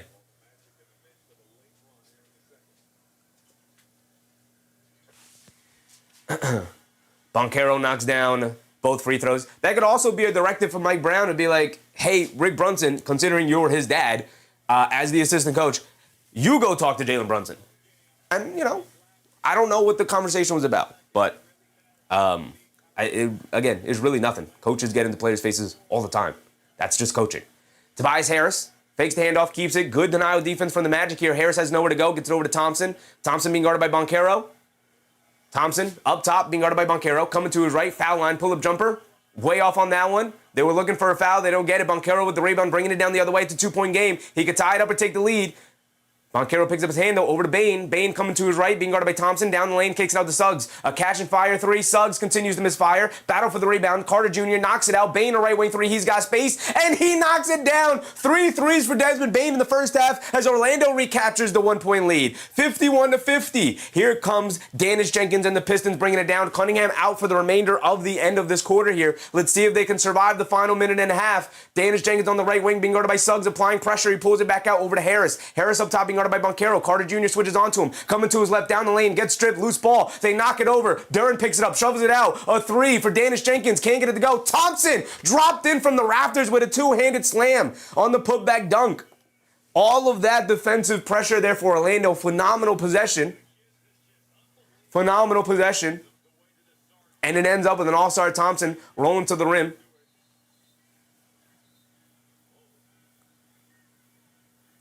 And there's a lot of talking going on. Danish Jenkins mixing it up with Bane, now talking to the official. What do we got going on here?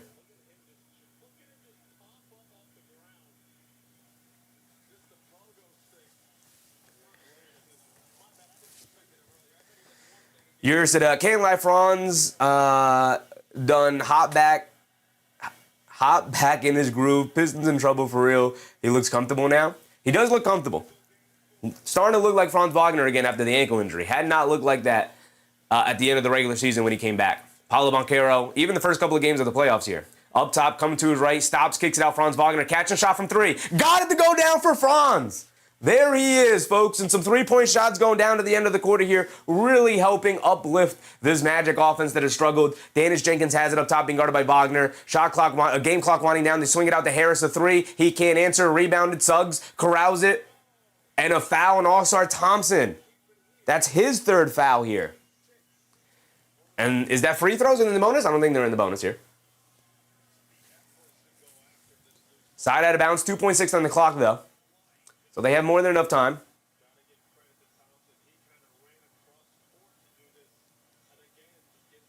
Mighty Montreal said that Thompson's stat line is nasty. I know that it stays with the Pistons. No foul called. It was just out of bounds off of Suggs. They try to sneak it inside the Duran. Loose ball. Wagner picks it up, throws the 3-quarter score, comes up short, and that'll be the end of our first half. Excellent defensive end for the Magic there. And without Cade Cunningham, Detroit really struggling to find offense. Who would have guessed it? Again, 54-52. Orlando recaptures a 2-point lead there. We have another close game, man. These teams have looked so deadlocked even in this series. Again, outside of a 3rd-quarter explosion from Detroit, where Orlando couldn't buy a basket and kept turning the ball over. This series has been even, and if not, maybe even a slight advantage to Orlando so far. Obviously, they have the 2-1 lead, but for the most part, just watching the games, Orlando has the advantage. They also just have more options between Paolo, Franz, Bane, Suggs. They have multiple guys who can get you baskets, and even tonight, Suggs not giving you anything. 0 for 5 from the field. Can't buy a basket right now. Here's the Pistons coach is going to get fired. This is the 8th seed. Yeah. I mean, this is a 60-win regular season team. He had 60 wins. 60. 6-0. Now, I talked about this as well whenever we covered the Detroit Pistons. Detroit played the regular season as if it was the playoffs. They brought intensity to every single game that other teams on most nights could not match. Some nights they did, and that's why they didn't go 82-0. But Detroit played with an intensity that very few teams in the NBA played with every single night. And part of it was, young up-and-coming team, trying to make a name for themselves, trying to get back after a disappointing first-round loss to the Knicks last year, where they felt like they were right there and they actually could have beat them, all the things. And so they came out with their hair on fire, and they've been ready to go since the start of the regular season, and they took full advantage of that.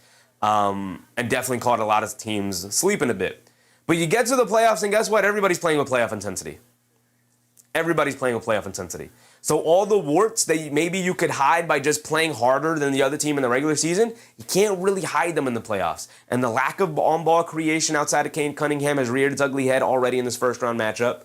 The lack of shooting has reared its head in this matchup. The lack of bench depth that they have of reliable players, knowing what they're going to give you on the night-to-night basis, has reared its ugly head here in the playoffs. All of the things that we talked about that necessarily didn't bite them in the butt in the regular season is biting them in the butt here in the playoffs. Yeah, I said no matter what, I want Detroit to lose. Who do we match up better with? Probably Orlando, but it's not really much of a worry until you get to the conference finals anyway. I mean, you gotta beat the Celtics first, man. You're gonna have to beat the Celtics first. Vito, what's up, Vito? Pistons are playing trash? I don't think so. I think the Pistons are playing mostly like the Pistons. What has happened in this Pistons game that you would expect to be better, and considering how this series has gone? I don't really think anything has been out of the ordinary so far here tonight. I mean, Cade Cunningham's 3 for 5 from 3. Maybe that's a bit out of the ordinary. He's got 6 turnovers here in this first half. He's got 3 personal fouls. He's doing a lot out there. Chi-Chi said, Scott Foster. What's up, Chi-Chi? Scott Foster knows the assignment. Sixth man for the fraud Pistons, for the Detroit Pistons, should have been Cade Cunningham's third foul. It was his third foul. He picked up 3 fouls in the first half. Brother, what are we talking about? He's got 3 fouls. He didn't end that first half in the game because he picked up his third foul. He got 3 boards, 4 assists, and 6 turnovers for Cade Cunningham. We might be on triple-double watch with turnovers for Cade. We'll see.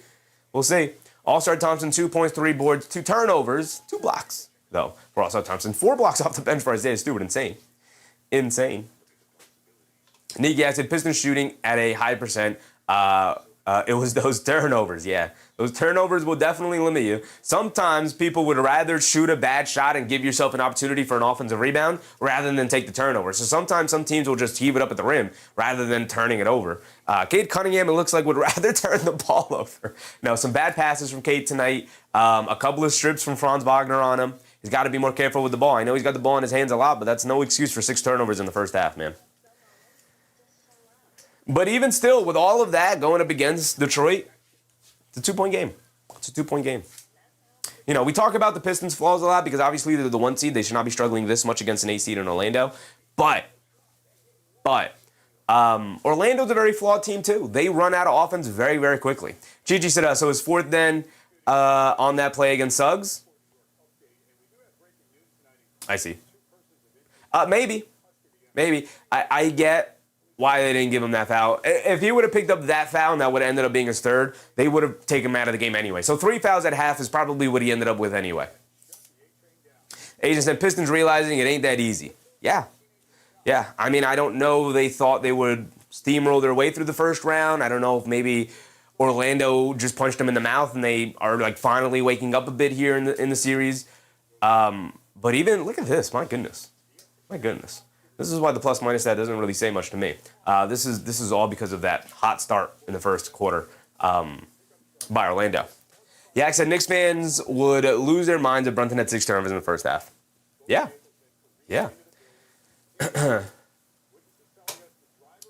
Paolo with 10. Franz Wagner, 17 first-half points. Look at Franz go. 17, 4, and 2, mind you.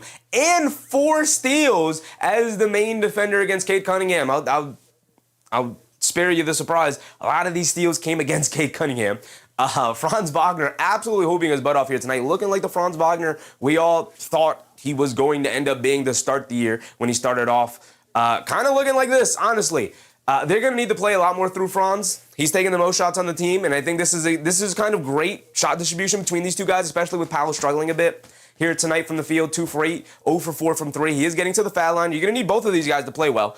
And Paolo not knocking down shots, but finding his way to the foul line is what you want to see. If the shots are not going down, find a way to get to that foul line, find a way to put points on the board, and Paolo is doing that. 10 points for him, 17 for Franz Wagner. 4 and 3 for Paolo as well. Franz Wagner, 4 and 2. Really nice game from both of those guys, also limiting their own turnovers. 1 for Paolo, 0 for Franz. You love to see that. Wendell Carter Jr. started off really well. 5 points, 3 boards, 4 assists. They're going to need a little bit more production out of him offensively if they want to pull this one off. Desmond Bane doing his thing, knocking down 3 threes, 4 for 8 from the field. 12 points for him, really solid. Jalen Suggs is the one guy not really contributing on the offensive side of the court. Brother 0 for 4 from 3 and 0 for 5 from the field is not going to get it done. He had a couple of decent looks, got to knock him down. He does have 2 steals and 2 assists as well, but you know, putting the ball in the basket is a very important thing, and considering they don't have a ton of bench depth, they're going to need Jalen Suggs to put points on the board. Going to their bench, Kane with 2, De Silva with 4, Bataze with 2, Anthony Black with 2. Anthony Black is essentially their 6th man. He played 12 minutes in that first half and gave you 2 points on 1 for 3 shooting and 1 rebound. Not going to get it done, Anthony Black. Young player, really his first real experience in the playoffs here. As a true blue part of this rotation, and not really coming through for them. They're going to need a lot more off the bench from him if they want to make a deeper playoff run. But this is a huge issue for this Orlando Magic team. Once they go to the bench, not a lot going on. It was actually a minus 18 with Anthony Black in the game. Jelio Smith, what's up, Jelio? You can have a great defense in the playoffs. You also can't have defenders who can't space the floor, though. Houston is a great example of that. The Pistons are also a great example of that. Part of the reason why both Houston and Detroit are a great example of that is that Thompson brother right there. Both teams, obviously, with the Thompson brother, both of them very similar play styles, very similar attributes in that they are fantastic defenders, great athletes, great rim attackers, but, man, they can't knock down a perimeter shot to save their life. They just can't. They cannot. All-Star Thompson, 1 for 5 from the field, 2 points. Does have 3 boards, 2 turnovers, 2 blocks. The defense has been phenomenal tonight from All-Star Thompson. He's all over the court. But, man, offense is so hard with him out there. It's so hard. Jalen Duren with 8 points, 4 boards, 3 assists. Much better stat line in the first half here than he had in previous games. We'll see if he can continue to pick it up in the second half here. But I'll tell you what, this is not an all-star level player stat line. This is a play finisher stat line. I like the 4 boards. I like the 3 assists. They're utilizing him more in handoff actions rather than just as a play finisher. Trying to utilize him as a bit of a hub offensively, running a lot of handoffs between him and Duncan Robinson, him and Cade Cunningham. Even him and Harris had a couple of handoff possessions there between the two of them. Just trying to pull him out of the paint and get him involved in a couple of different other spots just to kind of diversify where he is on the court a couple of times. It's helped open up his game. A couple of times he got a nice open rim run on a couple of nice interior passes from Cunningham there. But again, the Orlando Magic are selling out in any interior pass to Jalen Duren because they don't have to guard All-Star Thompson. They're also not particularly that worried about guarding Tobias Harris from the perimeter. They know they can rotate over and close out to him. He's also 0 for 2 from 3 tonight, so we'll keep an eye on that. He is 4 for 6 from the floor. Other than Cade Cunningham, he was one of the only other guys who can consistently give them a basket and really help keep their offensive flow. Especially as Cade Cunningham has struggled with turnovers here tonight. 10 points for Tobias Harris, 2 rebounds. Not much else. Not much else there. Duncan Robinson, 7 points. He did knock down a 3. But they're going to need more production, obviously. And then we go to the bench. And their bench was much better, I would say, than Orlando's bench, mostly because of Isaiah Stewart. And you look at the scoring, and the scoring isn't great either from Detroit's bench. 3, 2, 2, 0, and 2. But I will say, Stewart's defense was so awesome. 4 blocks in that first half for Isaiah Stewart. It was so awesome. It helped allow them to get out and run and get easier baskets here tonight. He also really just made it a point where people would get in the paint, Isaiah Stewart would be there, and they'd be like, all right, let's pull it back out. Right, let's pull it back out. And he did knock down a 3. Which is nice. Somebody other than Cade Cunningham knocked down a 3 tonight. Cade Cunningham 3 for 5 from 3. Robinson hit 1. Stewart hit 1. So let's look at the team stats now. 19 for 40 for Detroit. 19 for 50 for Orlando. So both teams made the same number of shot attempts, but Orlando has taken 10 more shots, which is why they are... their percentage is 10 points worse, 38% from the field for Orlando, 48% for Detroit. Part of that has to do a lot with the turnovers for Detroit, but we'll get down to that point. 5 made threes for Detroit, 6 made threes for Orlando, 5 for 14, 6 for 22. Volume is also pretty important. Getting up a healthy amount of threes in modern basketball is also important. You want to hover around 40. Like, vacillate between like 35 to 40 is kind of the sweet spot of where you want to be. Orlando with 22 attempts is pretty nice. They'll see if they can knock down more. They don't have great shooters on this team, very inconsistent shooters outside of Bane. Detroit 5 for 14. You know, they're not as high of a volume three-point shooting team, more of a paint attacking team. But 5 for 14, not the worst thing in the world for them. They did hit 5 threes, 3 of them coming from Cade Cunningham, and 1 of them coming from Stewart's not a great sign.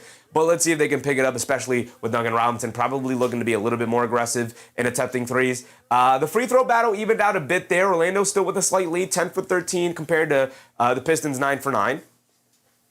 Yeah, like I said, look at the three-point percentages, 27 to 36, yeah. But again, volume, I think, is also important for Orlando. You want to give yourself as many cracks at the egg as possible. I think they've also generated some decent looks. Despite the air balls that they shot, the Silva shot 2 of them. But I think both of those were decent looks that, you know, at least hit the rim on those. But decent looks for De Silva, who is an inconsistent shooter but capable. Wagner had an open 3. Banchero's had about 2 open 3s that he missed. You know, Carter Jr. had an open 3 that he missed. And again, a lot of these guys are inconsistent shooters, so they're going to find themselves open occasionally from the three-point line. But again, you got to take those to keep the defense honest. And we saw Wagner knock down a nice big 3 at the end of the half there. So that's kind of what you're looking for, as many cracks at the egg as possible. 27% for Orlando, 36% for Detroit. We go down to the rebounding battle. Detroit with a slight lead, 22 to 19, but about even. That's not bad. 5 offensive rebounds, 5 offensive rebounds. There's just been more defensive rebounds available for Detroit here, with Orlando missing 10 more shots than Detroit here tonight. We go down to the assist and turnover battle. 12 turnovers to just 3. Could be a deciding factor here tonight for Detroit if they don't clean this up in the second half, man. Yak said Orlando took a few too many 30-foot threes. I can't think off the top of my head too many of them other than from Bane and Suggs, who are capable from that range. Maybe the Silvas was pretty deep. But yeah, a few too many, especially for a team that's not very good from 3. But when you're playing a team as defensively capable as Detroit is, I get why occasionally you want to take one like that, Yak. Again, just to keep the defense honest from Detroit, telling you, like, I'll take this shot. You're going to have to come out and guard me from here. Now, even if they shot up the air ball, I think Detroit will keep it in the back of their minds of like, hey, he'll shoot it from there, right? Now, maybe they'll continue to dare him to shoot it and they continue to miss. Then that'll become a problem. But I get trying to keep the defense honest by taking those shots every now and again. Mighty Banchero said, I need less turnovers and less air balls in the second half. Yes, less turnovers, less air balls will make for a much more exciting game, I agree. Although the game has been very good, in my opinion, so far. Fung Pei said, I thought you had observed him and learned his ability. Who's that?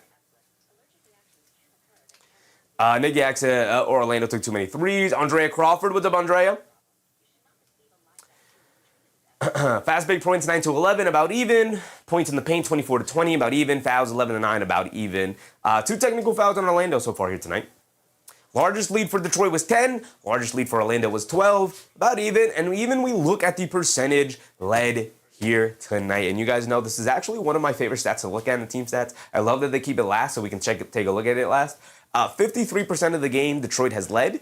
44% of the game Orlando has led. So about a 10-point differential. And then obviously when you fill it in the middle there, that's when the game has been tied. Whatever that is, 97. So 3% of the game has been tied.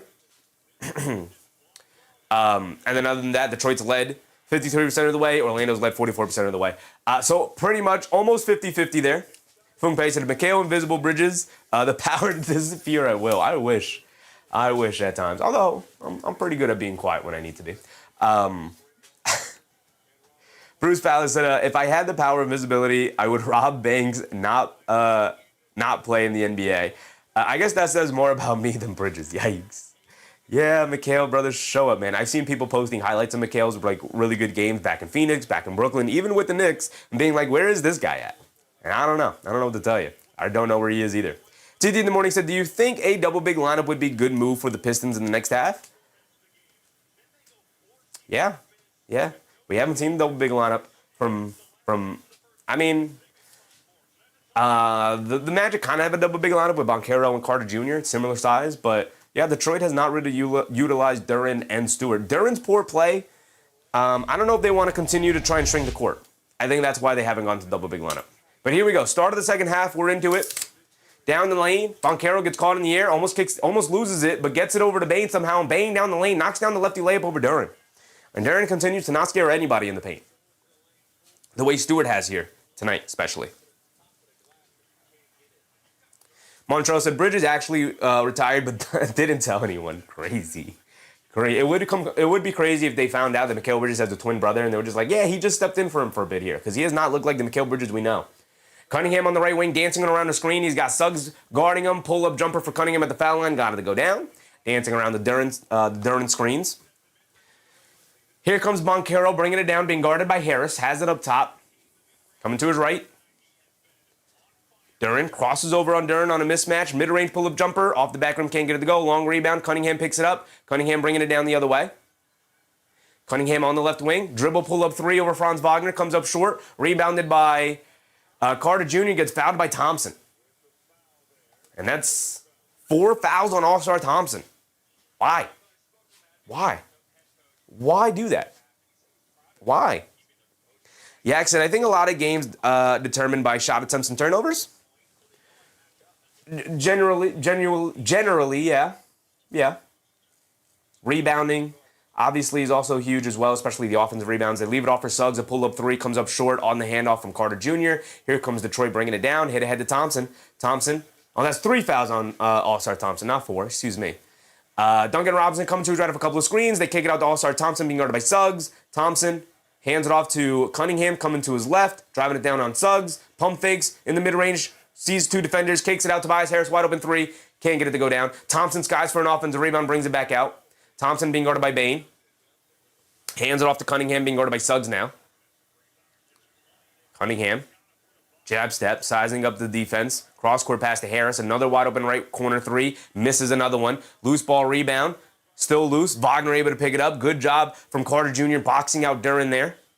They get it down low to Banchero, being guarded by Duncan Robinson. Can't get the layup to go. Brother, you got to be stronger with the ball than that. Good defense from the Pistons. Here comes Cunningham bringing it down. Loses the handle. Picks it up. Kicks it out to Harris. Swings through to his right. Down the lane. Back over to Cunningham. Relocates. Left corner 3. He's open. Can't get it to go. Rebound to Thompson. In the paint. Spins. Got nowhere to go. Kicks it out. Robinson, chased off the line by Suggs, coming to his right, inside pass to Thompson. Thompson along the baseline, kicks it out to Harris. Harris being guarded by Bane, coming to his left, along the baseline, leans in, puts up the jumper, can't get it to go. No fouls called. Knocked out of bounds by Franz Wagner, though. It'll stay here with Orlando as they continue to play good defense, but not able to grab that rebound there. 3 opportunities for the Pistons on that possession. Durston, what's up, Durston? Doing another game tonight? No, just this game here tonight. It is the in-between game, I think. The other game is just a little too late for me. A little too late of a start time. 9:30 is for the in-between game. Robinson off the handoff, puts up an open 3, can't get it to go, and the 3-point shooting, abandoning Detroit here. See if Orlando can take advantage of that. It's only a 2-point game. Haven't really been able to take advantage. Wagner dancing with it against Cunningham. Pump fakes over to Bane. Bane inside pass to Wagner down the lane. Lefty layup. Can't get it to go. A lot of contact. No fouls called. Good defense from the Pistons. Here comes Harris down the lane. Layup with the left hand in transition. Got it to go over to Carter Jr. We're tied. The other game's just a little too late, especially on a weekday, man. 9:30 start time and then 10:30 start time. For the other 2 games, it's just a little too late for me, man. On the weekends, that's tough. Tough. Why are we not tipping them off 7 p.m. Eastern time?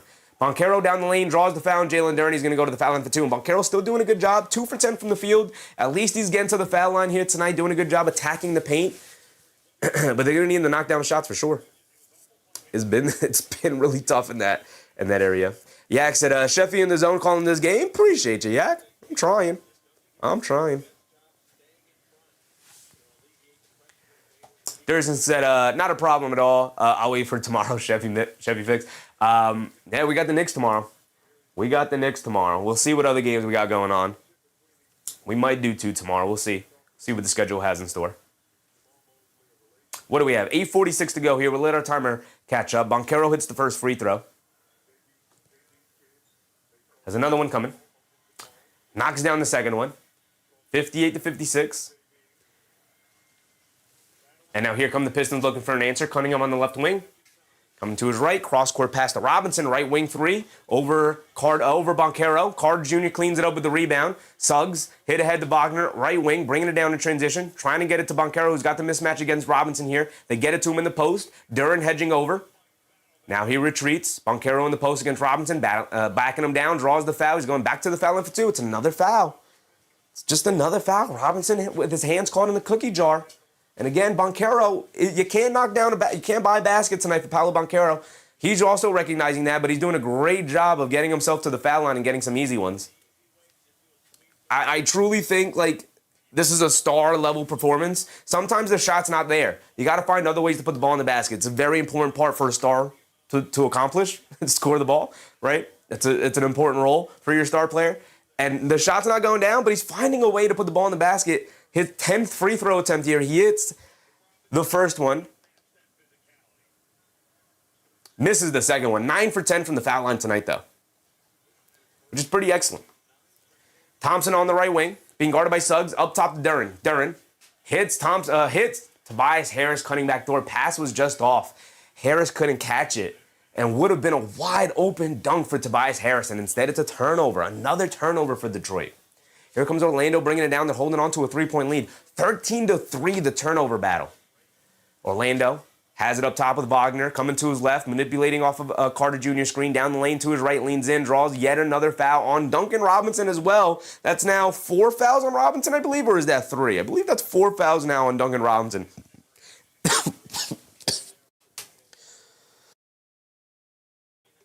And it'll send Franz Wagner to the foul line for 2. It's the third quarter. Thank you, Susan. There we go. Thank you, Susan. Yes, indeed, Johnson. Thank you. My bad. Still had it locked in the second. We are in the third quarter here. 8 minutes to go here in the third. Wagner knocks down the first free throw. He's got another one coming. Detroit can knock down perimeter shots. Neither can Orlando. But Orlando getting themselves to the foul line here is going to put Detroit behind the 8 ball on multiple avenues here. Number one, free shot attempts for Orlando at the rim, with these free throw attempts. But also, Detroit getting themselves into foul trouble. That's only 3 fouls on Duncan Robinson, not 4. Only 3 fouls on Robinson. He has it up top, gets it over to Duren. 3 fouls on Robinson, 3 fouls on Cunningham, though.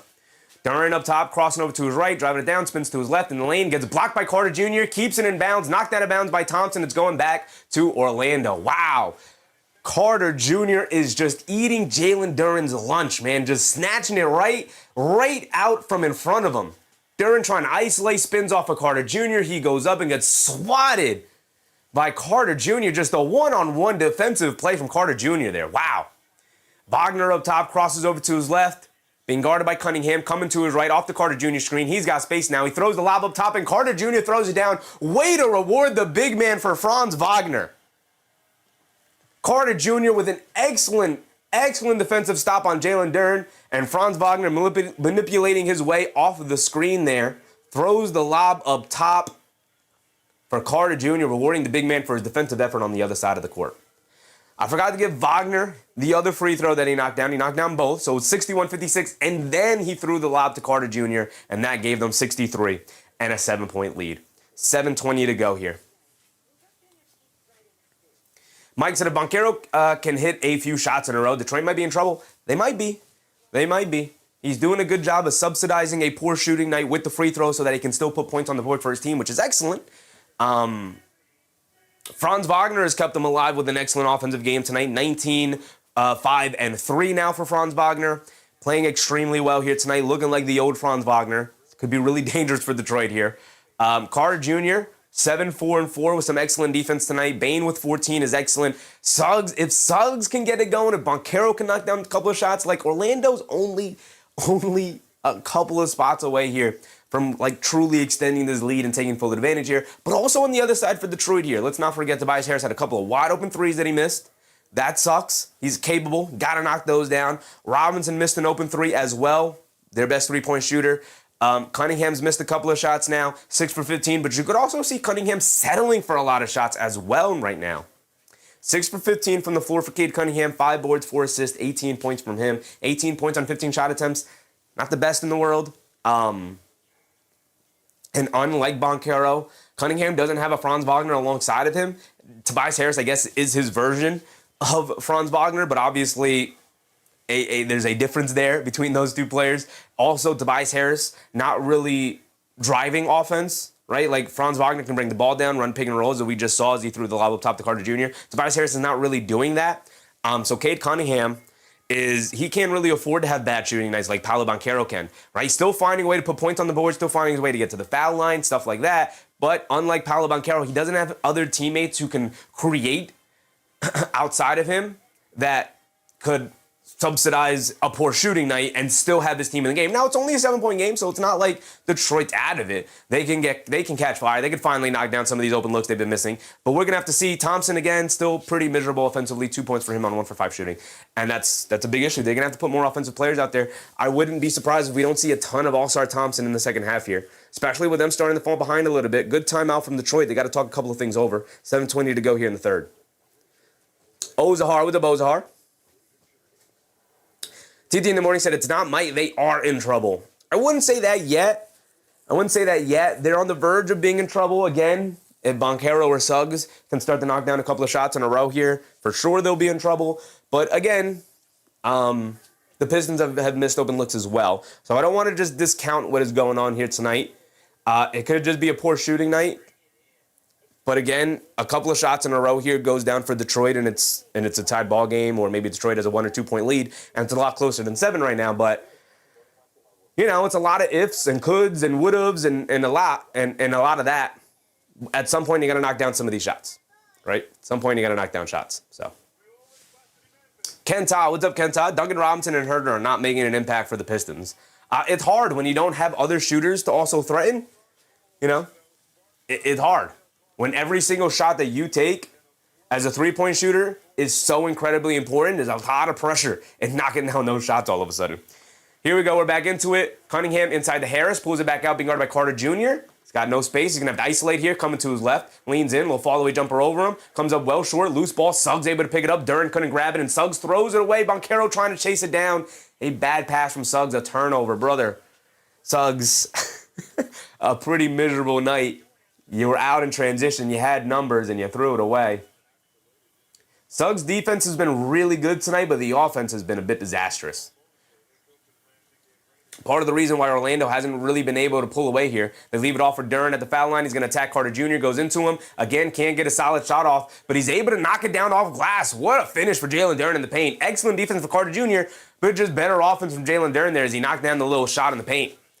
And Suggs up top. I actually thought Carter Jr. was going to end up getting another block, but just over his fingertips. Franz Wagner up top, gets it over to Bane, curling off the screen, coming to his left, and it's an off-ball foul. It looks like picked up by Javonte Green, running through the chest of Carter Jr. there. If that's the case, that's his 4th foul or 3rd foul. Either way, the foul's starting to stack up here, man. Pistons hacking and whacking away. A little bit of reckless play. They're in the bonus now, Orlando, too, with 6:30 to go. So Carter Jr. is going to limp his way to the foul line. A little bit of a limp as he walked his way to the foul line there, but he's got 2 free throws coming up. Daniel Barry Sports, what's up, Daniel Barry? Knicks fan, what's up, Knicks fan? Fraud alert? Possibly. We are on alert. It is an alert. It is ringing out right now. We'll see if it comes to fruition. Carter Jr. knocks down the first free throw. He's got another one coming. Mike said, looks like the Pistons have been a little overrated. Depends on who is rating them. I didn't overrate the Pistons. I covered many Pistons games this year, and we talked about every single thing that has been a problem so far in this playoff series. We talked about it being a serious problem during the regular season as well. And Pistons fans waved it off because they played harder than other teams, but it has still been a problem. Duren catches it on the inside, and a foul on Franz Wagner as he fouls Duren on the pass. It's a good foul from Wagner. That's his 3rd foul, I believe. He's going to sub out of the game anyway right now that's his regular rotation. He's going to sub out Jamal Cain and Anthony Black in the sub in. It's a good foul from Franz Wagner because Duren had positioning in there. Would have been an easy two-handed slam for Duren. So he uses a foul there to stop the play. They got it inbounded on the other side now, on sideline out of bounds. D, what's up, D? One more 3 from Robinson. True. We didn't update this. We have Bane for 3 threes, so we got to update our bingo card. You guys are not reminding me. Levert coming to his left off the Duren screen. Step back, swings it over to Green. A quick catch and fire 3 out of the left corner. And Javonte Green knocks down a 3. There you go. Big time shot. Needed it. Carter Jr. did knock down the second free throw, by the way, so it's a 4-point lead for Orlando. Banchero up top. 6 minutes to go. We're past the halfway point. Suggs down the lane. Tried to lob it up top to Carter Jr. Gets swatted out of bounds by Jalen Green.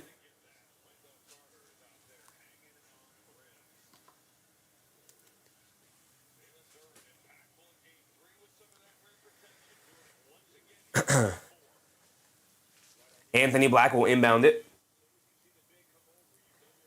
They get it inside to Jamal Cain, spins, flips up, and knocks down the little float shot over Cunningham. A confident offensive move from Jamal Cain. Not intimidated at all being guarded by Cade Cunningham there. Just turned and shot over him and knocked it down. Cunningham bringing it down now against Anthony Black. Draws the foul. Can't get the little push out with the left hand to go down, but he will go to the foul line for 2, I believe, here. 5:40 to go.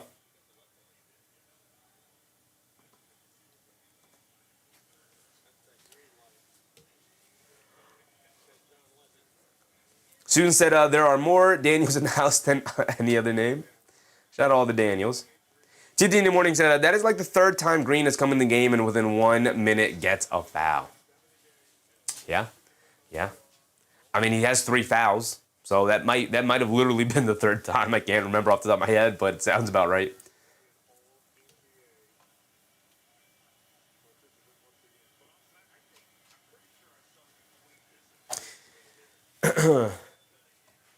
Cunningham knocks down both free throws.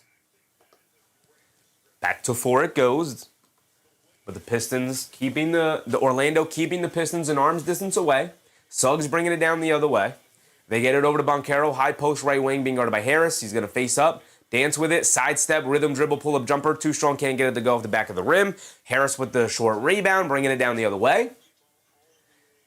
And Harris has it up top, coming to his right off the Duran screen. Carter Jr. switches onto him. They kick it out to Cunningham, coming to his left off the Harris screen, driving it down in the paint, leaves it off of Duran, goes up, gets the layup to go down. There you go.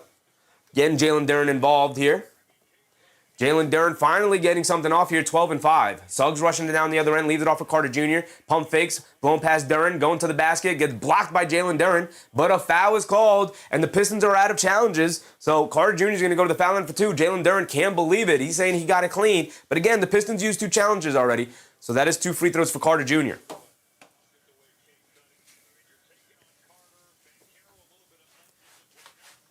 TT in the morning said, Duran double figures, finally. It's taken all series, but game 4 starting to show up a bit here.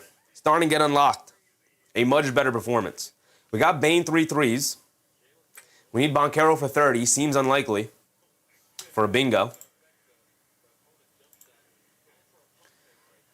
As Carter Jr. misses the first free throw. Got another one coming.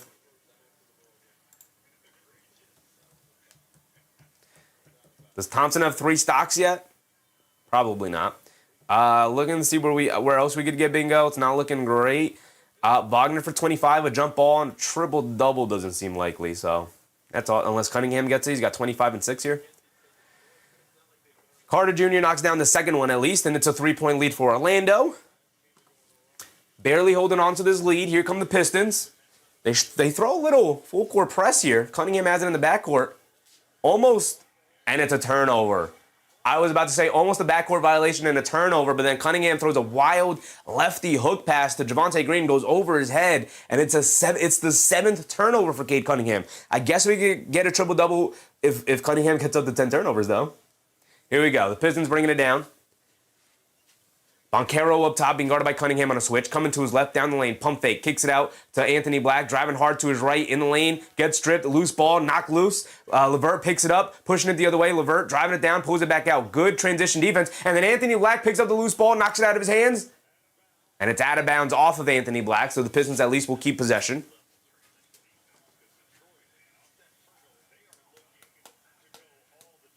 Fegnon Gamble said Suggs needs to wake up.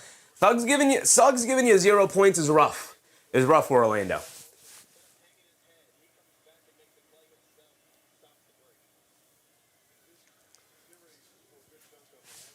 Semi-Pro, what's up, Semi-Pro? Who you got on this?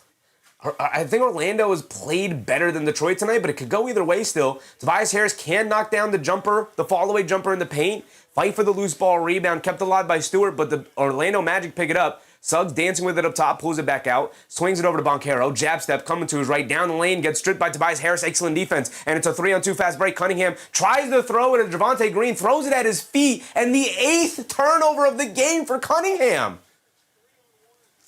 3-on-2 fast break for the Detroit Pistons, and Cunningham throws it at the feet of Javonte Green. Now, you can make the argument Green should have been wider on that, but you can't throw that past for Cade Cunningham, man. That's his 8th turnover of the game. And it's only a 3-point game, so somehow not too detrimental here tonight for the Pistons, but they should at least have a lead, man. Cunningham with wildly disastrous turnovers here. Banchero up top, swings through to his right. He's got Javonte Green on him. He has him in the post, backing him down, leans in, little jump, fall away, kicks it out to Tristan Silva, who gets ran off the three-point line by Robinson, but attacks the paint and knocks down a float over LeVert. Tristan Silva making plays, and it's a 5-point lead for Orlando. And Cunningham bringing it down the other way. 3:20 to go here in this third quarter. Cunningham up top, gets it over to Stewart. Stewart throws over the top to Cunningham. Cunningham being guarded by Jamal Cain. Swings through to his left off the Stewart screen. Driving it down and a foul on Jamal Cain. Holding on to Stewart, trying to battle over the screen there. TD in the morning said, take Cade out. I don't want to see him right now. I mean, I get it. I get the frustration and annoyance, TT. But it's a 5-point game. He's got 8 turnovers. You kind of just need to ride it out. Take the good with the bad here. I think the good is outweighing the bad, but the bad is bad. The 8 turnovers, there's no justifying 8 turnovers. LeVert has it in the right corner, attacking to his left, pulls it back out, being guarded by Black. Now attacking to his right, gets to the mid-range, pump fake, lost the ball, picks it up, puts it up, can't get the jumper to go down. Jamal Cain with the rebound, bringing it down the other way. They get over to Anthony Black. Anthony Black up top, being guarded by LeVert. Crosses over to his left, loses the handle, kicks it out to Banchero, being guarded by Green. Banchero spins, coming to his right, stops, dancing with it out by the 3-point line. Against Javonte Green, doesn't have a ton of space, spins off of him down the lane, gets fouled. No foul, out of bounds, and it's going back to the Pistons. Excellent hands from Javonte Green. I definitely thought from this angle it looked like a foul, but they're going to say it was a clean strip. And it's going to go back to the Pistons. Nobody's signaling that maybe they want to challenge it. Did they correct the call on the court? Did they give it back to Orlando? I think that's what the broadcast team said, but I don't know. Now we're on a commercial, so I don't know whose ball it is, but we do have a timeout. So we'll figure it out when we come back. Christian said, take him out. Take Cade out. Jenkins was just fine. I guess Jenkins was fine, but he also wasn't really providing a ton. But the defense has been really solid, especially with Isaiah Stewart out there, so you might as well just lean on a defensive unit for a bit and give Cade Cunningham a bit of a rest. I know he's doing a lot, but like 8 turnovers is 8 turnovers, you know? Semi-Pro said, what's happening with this Detroit team, man? So much potential in the regular season. Was it? I don't know if there was potential in the regular season. I think they were kind of playing past their potential in the regular season, over their potential in the regular season. I think they overperformed in the regular season, and in the playoffs maybe come crashing back down to earth a little bit, just a bit. Still obviously really good. Game could still go either way. They could still tie this up at 2 games apiece, or it could be a disastrous 3-1 deficit going into Game 5 back in Detroit. That crowd is going to be very anxious. We'll see. We'll see. I don't know if there was so much potential in the regular season, though. I don't know what, like Orlando, there was a ton of potential in the regular season because they were not hitting their peak consistently. Guys in and out of the lineup with injuries and whatnot. Desmond Bane started the year horribly from the field. Couldn't buy a basket from 3. Ended the year at 39%. So there was a lot more to get from this Orlando team. TT said, I know we need him, but if Cade loses the ball one more time, I'm going to lose it. If he has 10 turnovers here tonight, I don't care what stat line he puts up. It's a bad game. Nick Yak said, I think they're challenging the out of bounds. Yeah, I think so, but that's what I thought the timeout was going to be about. But again, the broadcast does a terrible job of signifying. Why don't they just pan to a camera shot of the scorer's table to see if the green light is on, and then we'll know, right? But the broadcast, I didn't hear them say that they signified a challenge. And when they went to timeout, the last thing they said was the refs changed the call, I think. It was something like that. So we'll see when we come out. Either they're challenging it, or I guess it's going to be Pistons ball. But we'll see. Showtime said, big difference between the playoffs and the regular season. That is why this young Pistons team is struggling. I guess they are pretty young. But, they've been here before. I'll tell you what, no Ron Holland, I get why there's no Ron Holland, but that's pretty disastrous for your second year, 5th overall pick, man. That's a pretty disastrous outcome that you can't get Ron Holland on the court at all. DNP CDs after game 1 and barely played in game 1. I get why, but that's rough. That's pretty disastrous That's a disastrous outcome for Ron Holland right now. He's got a lot to work on. We'll see. We'll see if he comes back next year with a capable enough three-point shot, because clearly that's something he's going to need if he wants playing time here, especially in the playoffs. It's just not good enough. Knicks fan gifted the 2 silver star jewels. I don't know what this stuff means, but I appreciate the support, guys. I really do. All right, here we go. Ball goes back to Orlando. Yeah, I don't think they challenged it. I think the officials just talked about it and gave it back to Orlando. Again, Knicks fan, appreciate you, brother. 2:45 to go. They get into Wagner. He puts it up with the shot clock winding down. Can't get it to go. Rebounded by LeVert. And they get over to Cunningham, bringing it down the other way.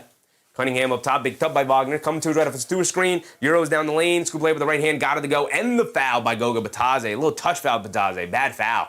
And Cunningham, a great finish. Beautiful in and out move off a great screen from Stewart. And Cunningham will go to the foul line for one more and get it to a 2-point game. Angela Harding with the Angela. Will the Magic win this game? That is a big question. We don't know. You said you're covering the 4-1 sweep? The 4-1 sweep? No. This is the only game we're going to be covering tonight. OKC Phoenix is already tipped off. They got 4 minutes left in the first. They put the score up over there, 24-21 early in that game.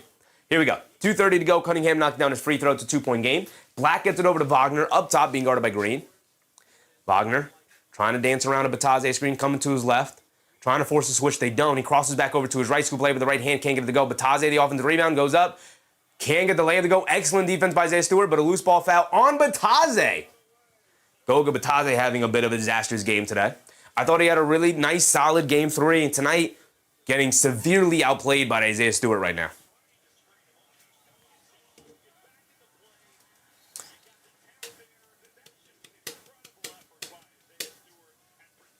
So it's a 2-point game. Detroit gets the ball back. Stewart has to play. He's got 5 blocks now. And they're in the bonus, so Stewart's at the foul line for 2. Stewart has to close this game out tonight. He's just been so good tonight. If Detroit wants a chance at winning this, as Stewart misses a free throw, got one more coming. If Detroit wants an opportunity at winning this game tonight, it has to be with Isaiah Stewart and not Jalen Duren tonight. It just has to. Stir Show, what's up, Stir Show? Knicks fan said send the thumbs up. Appreciate you, Knicks fan. Appreciate you. Yer said I'll be in MSG tomorrow for my Hawks with my Hawks jersey. Good luck, Yer. Good luck. Knicks taking a commanding 3-2 lead. Hopefully. All right, here comes Orlando bringing it down. Anthony Black has it up top. Stewart does knock down the second free throw, 70-69. Bitadze up top gets it over to Bane. Bane coming to his right of the Bitadze screen, swings it over to Anthony Black. Being guarded by Cunningham, back to Bane. Bane being guarded by Duncan Robinson. He's going to dance in nicely with it. Step back 3 over Duncan Robinson. Got it to go for Desmond Bane, a big-time 3. He's been on a fire after a disastrous Game 2 outing. Here comes Cunningham bringing it down. Anthony Black trying to chase him. In the paint, stops, kicks him in the corner. Robinson, pump fakes. Good defense from Bane not to lean in for the foul. Robinson off the bounce, stops, turns, and a travel on Duncan Robinson, and Bane celebrating in his face. Ball back to Orlando. Desmond Bane, definitely an instigator. Duncan Robinson not falling for the antics. 73-69, a 4-point lead for Orlando. It got really close, but a big-time 3 from Bane, and now a great defensive stop by Bane will give Orlando a chance to continue to extend this lead. Bitadze up top, tries to hand it off, keeps it, hands it off to Bane, coming to his left, down the lane, leans in, falling away, puts up the floater, can't get it to go, rebounded by Green. He was looking for the foul, he didn't get it. Cunningham bringing it down, gets it over to Javonte Green, up top, coming to his left, off the behind the back, kicks it out to LeVert, ran off the line by Black, to the basket, layup with the left hand, can't get it to go, rebounded by Bitadze, a lot of contact, no fouls. Tristan Da Silva hit ahead to Bane, past the defense, leans in, gets the foul, can't get the layup to go, but he'll go to the foul line for 2, and that's the 4th foul on Javonte Green, which in my estimation is pretty big because Green has been really solid, and Bane and Stewart got something to say to each other. Okay. Jose Cruz, what's up, Jose? Christian Blake said, gotta travel, Square. There's a travel. Yes, sir. Yes, sir, Christian. Travel is where? Up there. All right. Duren for 20 and a shot clock violation. And we got bingo that way, in that row. So Bane's at the foul line for 2. Every point matters in this game, in this series. Been extremely close. Can't afford to be missing free throws. Bane knocks down the first one. He's got another one coming. 40 scope, Rob P. Rob said, France in the locker room. Really? I didn't see that. Broadcast didn't bring it to my attention. 40 scope said travel scale. We filled that one in.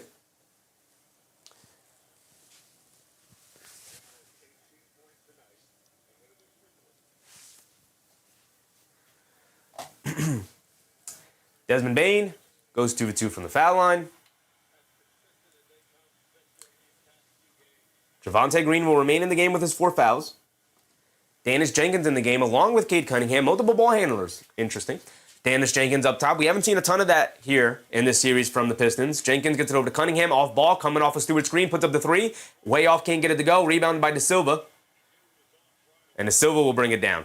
Being guarded by LeVert. Hands it off to Bane. Bane coming to his left. Ball knocked out of his hands into the backcourt. And it's an 8-second violation in the backcourt. Excellent defense from Karis LeVert in the backcourt there. Excellent defense forcing the 8-second violation. TT in the morning said, I don't like this rotation. We'll see how it works out. I think JB Bickerstaff is looking for some offense, man. I think that's ultimately what it is. Dennis Jenkins, Cade Cunningham, your 2 only ball handlers, really, out there on the court. Stewart has been your better big man over Duren. Javonte Green has been impactful, and Karis LeVert. I probably would prefer Harris, but then you might be getting a little too slow on the perimeter with that lineup. But we'll see.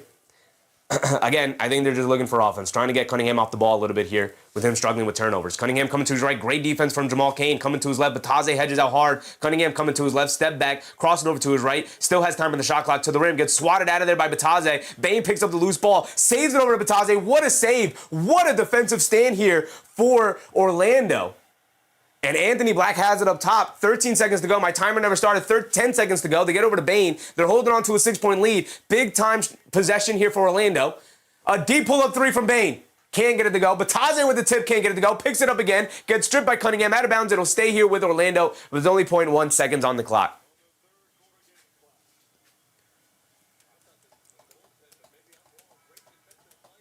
Christian Blaze said, Cade on quadruple double watch. 23, 8, 7, and 6 with the 8 turnovers. Yeah, 8 being the turnovers. Duren's going to come in for a possession here. 0.1 on the clock. Dennis Jenkins going to sub out. They go to the double big lineup to end the possession here. Now they're throwing out the double big lineup. Some of you guys brought that up earlier in the game here tonight. We haven't seen a double big lineup. We haven't seen the double ball handler lineup. Cunningham coming out now. Carter Jr. coming in. No, Bataze's going to stay out there. Orlando's going to go to a double big lineup to match the Pistons' double big lineup. They just lob it over to Bataze.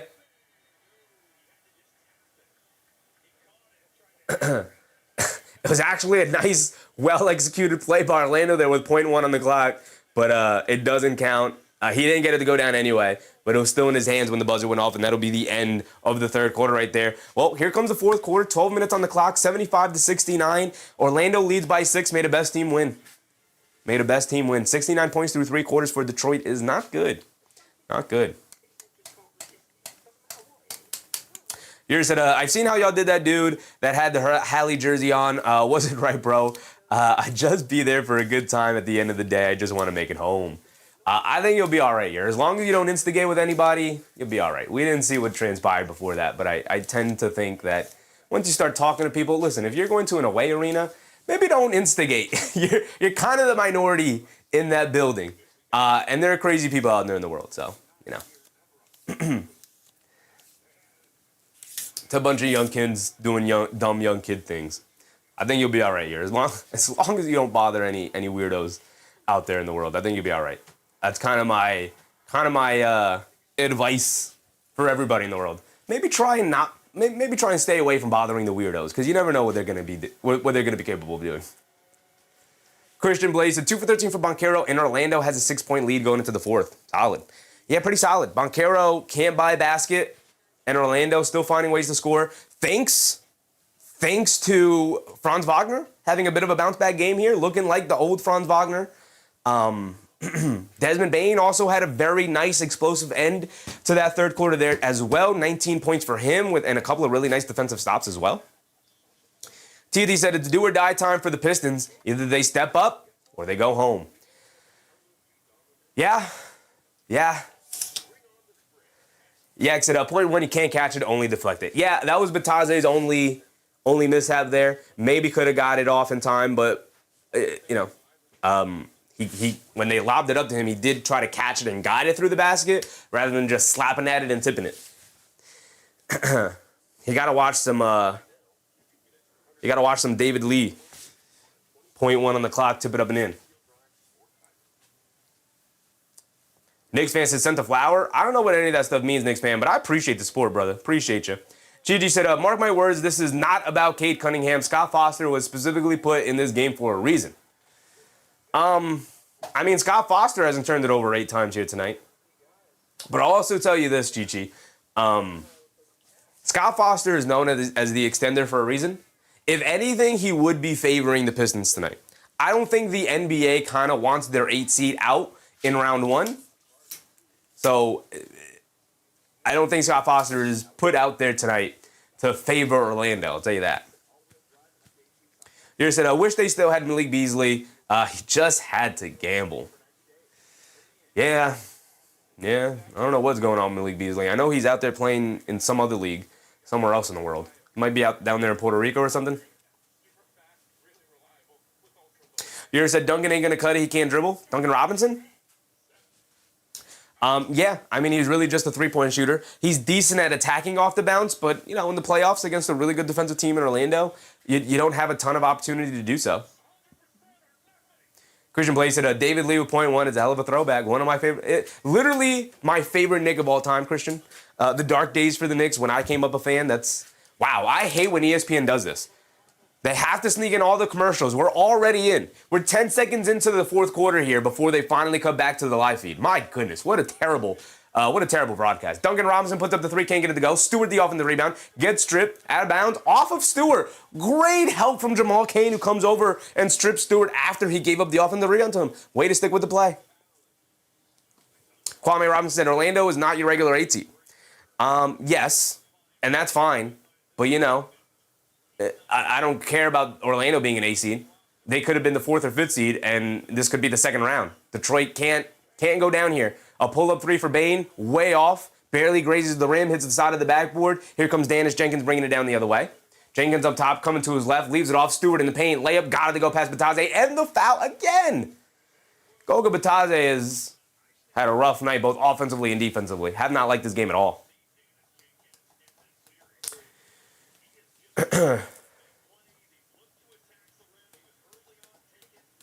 Gigi said, Chev, the Magic record with Foster as the official is like 0-5.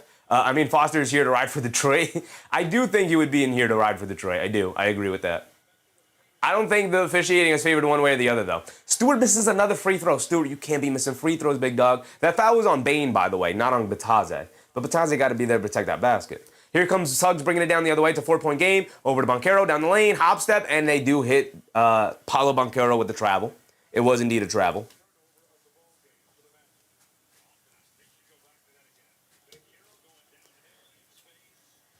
Knicks fan said he said, it's like Super Chats, but instead of messages, it's gifts. I'm using gems. Nice. Appreciate you, Knicks fan. Thank you for that, then. Here come the Pistons. Dennis Jenkins will walk it down. And another whistle was blown.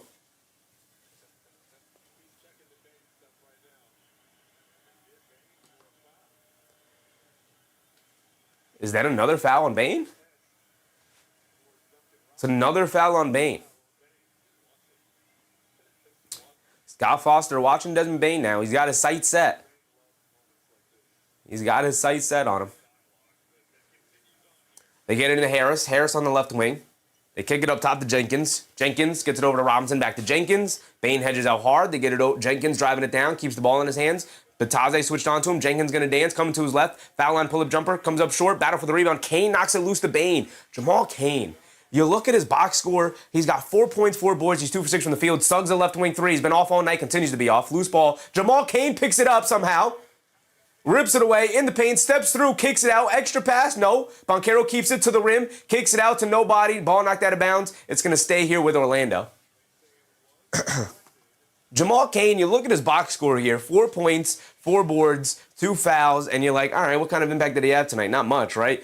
I think he's been all over the court in this game here tonight, making really nice play after really nice play, saving extra possessions for his team. They try to get it into Jamal Cain. A bad pass from Suggs, and it's a turnover. Here comes the Pistons pushing it the other way. Suggs a disastrous night. They get it over to LeVert. They swing it around Harris, going along the baseline, going up against Bataze. Another layup and one for Tobias Harris. Bataze has been disastrous tonight. And that's an and one for Tobias Harris. And Detroit can cut it back to 1, and they're right back into it with no Cade Cunningham, might I add, which is huge. Gelio said, can't root for the Knicks when the Nets still own 3 of their unprotected moving forward. Can't route for the Knicks or root for the Knicks? I think that's when you need to root for the Knicks the most, so that those picks don't convey, the picks that convey aren't very good picks. Harris knocks down his and one free throw. 1 point game, 75-74. 10-10 to go. Suggs up top, dancing with it against Jenkins, dancing around the Banchero screen, coming to his left. Good defense from Jenkins. Suggs slips and falls. They get it over to Banchero. Banchero dancing with it, coming to his right. They swing it back over to Suggs. Suggs another 3. Suggs another miss. Jamal Cain battling on the board for the rebound. Can't grab it. Good hustle from Jenkins to knock it away. Here comes Harris bringing it down against Banchero. In the lane, kicks it out. Jenkins coming to his left against Cain. Down the lane, draws the foul. And before the shot attempted, side out of bounds for the Pistons, where they're racking up fouls here. They're going to be in the bonus early in this quarter. 75-74, side out of bounds by the Pistons. TD in the morning said, see the difference? No Cade, and suddenly we could hold on to the ball. There you go. There you go. Dennis Jenkins has been fine. Nothing crazy for Dennis Jenkins tonight. What's his stat line look like? 2 points, 1 for 5 from the field, 2 boards, 4 assists, but not turning the ball over. Keeping the possession alive. Very important, to your point, guys. Absolutely. Nate Yaks at Orlando blowing big chances with Cade on the bench. Yeah. Harris has it up top, being guarded by Banchero. Got to get Franz Wagner back in this game. This is your opportunity to go up big against the Pistons. You don't want to throw it away by just trying to play a traditional rotation here. Get Wagner back in for the final 9 minutes to go. Harris, the turnaround jumper, can't get it to go, but Stewart right there for the tip. But they wave it off. They call an offensive foul on Stewart on a push-off.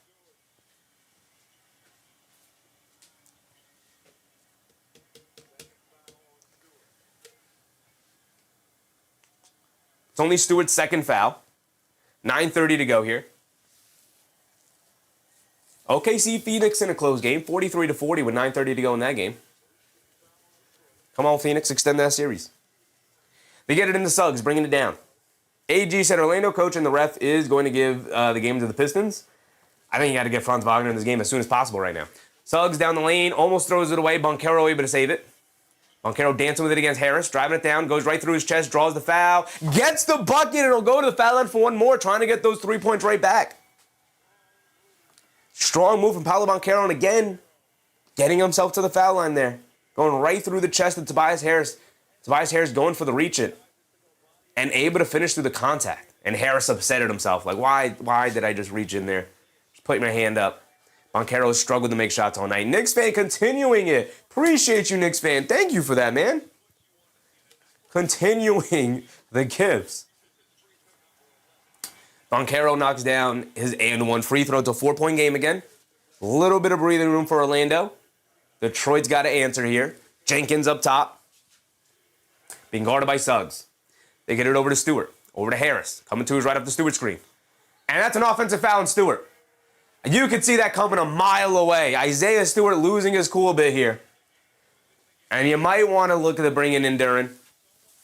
Stewart just jumping right into Banchero there and shoving off for no reason. Losing your cool there.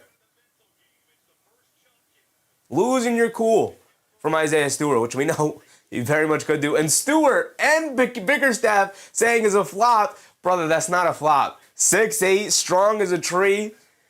Isaiah Stewart going full force into Paolo Banchero. He's going to knock him over. That's an offensive foul every day of the week. And he's going to sub out for Jalen Duren here, and I do think you have to get Stewart out of the game as well as he's played. Carter Jr. also coming back in, okay. Cunningham also back in the game now. Danish Jenkins remains in the game, though. Banchero up top, being guarded by Duren on a switch. Banchero's going to dance with it. Crossover, mid-range, pull-up jumper. He's been missing them all night, continues to miss them. Battle for the rebound. Cunningham knocks it away from Jamal Cade. Here comes Thompson bringing it down. Thompson on the left wing, attacking, leans in again, in the paint. Pump fake, leans in again, draws the foul. He's going to the foul line for two. Bodies flying everywhere. Sneaker flew off of Banchero there. Landed out of bounds. Something went flying through the air. It was Paolo Banchero's shoe. And Thompson will go to the foul line for two. Thompson not a great three-point shooter. I mean, a free throw shooter. Not a great three-point shooter either.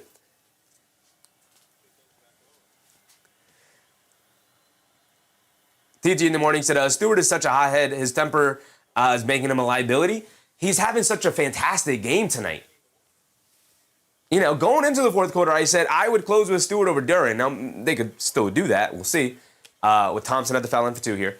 But yeah, those last couple of possessions there with Stewart just getting out of control a bit. You know, maybe you take him out of the game, let him cool off for a bit, and then put him back in to close it out. Or maybe Duren plays much better here. We'll see. Jamal Cade will bring it down. Thompson did knock down both free throws. Jamal Cade, oh my goodness, a poster! Jamal Cade, I literally looked down for a second. I look up, Jamal Cade is exploding to the rim for a one-handed slam over Jalen Duren. Duren, brother, your lasting memory of this series will be getting posterized by Jamal Cade. Cunningham can't knock down the shot. It was a battle for the rebound. Here comes Banchero putting his head down to the basket, gets stripped out of bounds. It will stay here with Orlando, though, and a 4-point lead for Orlando. You're also joining in the gifts. Appreciate you, you're everybody getting on in the action right now. Astra Cat, what's up, Astra Cat? Kay Hazy, what a poster. Blowing right past Cade Cunningham, bringing the ball down the court. Oh my goodness, that's a classic poster, man. You know, sometimes we get these flyby defense. Danish Jenkins jumped the passing lane, and a loose ball found Suggs. Suggs, disastrous night. Disastrous night. Jamal Cade, man, that's a classic poster dunk right there. Jalen Duren right through the chest, jumps straight up. Cade explodes right through him and dunks it up past him anyway. I didn't know Jamal Cade had hops like that. And the Pistons are in the bonus for the final 8 minutes of the game. This could be a deciding factor right here. These free throws. Danish Jenkins hit the first one. He's got another one coming. Why do they have... Oh, I forgot to give them that 2-point basket previously. Thompson knocked down the 2 free throws. That's what it was. Now Danish Jenkins at the foul line for 2. He knocks down a free throw. He's got one more coming.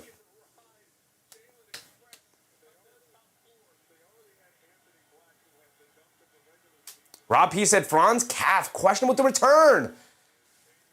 Oh my goodness, what a blessing for Detroit if he's hampered the remainder of the series. Paolo Banchero dancing with it.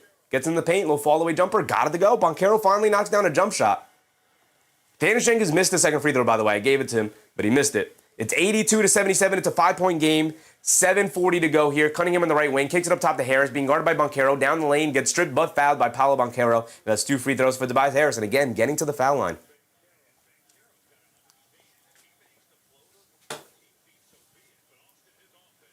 Rob P said he's out. Out the remainder of the game. That's unfortunate, man. That's unfortunate. TT in the morning said he ran through him like Duren was not even there. Yeah, man. When Jalen Duren has been in the paint, the Orlando Magic have not been afraid at all.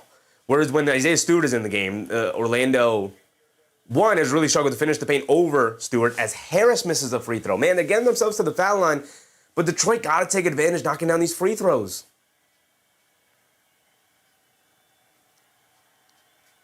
Christian Blason not going to matter for free throws. Tobias Harris, 15+. There you go. We'll throw it in there. Harris at the foul line. He missed the first one. Does knock down the second one. Gets a nice friendly bounce. 4-point game. 7:40 to go. Where's Harris for 15? It's up there. Not going to help for bingo, really, but we'll fill it in. Off ball found by Jamal Cade, Danish Jenkins on Jamal Cade there.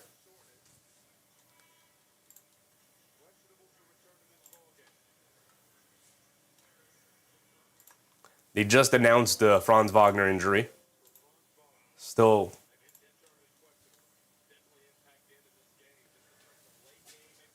He's on the bike over there. Hopefully he's all right for the playoffs, man. When we start talking about calf strains, we just saw Dante DiVincenzo go down. I don't even want to say it, but obviously you want to be cautious with calf strains. Banchero up top, 4-point game. Coming to his left against Cunningham. Down the lane, leans in, puts it above glass, can't get it to go. Battle on the glass for the rebound. Duren able to pick it up. And here come the Pistons. Thompson bringing it down. Jamal Cain will pick him up. Thompson trying to get it to Cunningham. They do. Cain hedges out, and he switches on to Cunningham. Saves it over to Thompson as Cunningham slipped and fell. Thompson gets it over to Harris in the post, being guarded by De Silva. Spins to his left. Follow-away jumper over him. Got it to go for Tobias Harris. And Tristan De Silva, he's about 6'6", 6'7". But if that's Franz Wagner, that's a much tougher shot from Tobias Harris. The Franz Wagner injury, huge factor in the swing in the second half of this game. Suggs in wide open left corner three, and he finally gets one to go down. A big-time shot for Jalen Suggs. Wow. 85-80 as we approach the halfway point of this fourth quarter. 5-point lead for Orlando. Harris up top dancing with it. Coming to his left off the Duren screen, pulls it out, being guarded by Banchero. Harris trying to hand it off to Cunningham, who gets fouled by Jamal Cain off ball. That's a ticky-tack foul from Scott Foster, man. Scott, you got to let these guys play basketball, man. It's a bloodbath down there in the paint, and then we call them little ticky-tack fouls out on the perimeter. Come on, Scott Foster. It's a timeout here. When we come back from the timeout, Cade Cunningham will be at the foul line for 2 because they're in the bonus. But Cade Cunningham has been off ball a lot in this fourth quarter. Danish Jenkins running the show there. Danish Jenkins now subbing out of the game. LeVert subbing in. As you can see here, this is the lineup they have out there now. So Cunningham will go back to doing majority of the ball handling duties here. Gigi said, Banchero playing hero ball? He kind of has to. Who do you want with the ball in their hands out here, brother?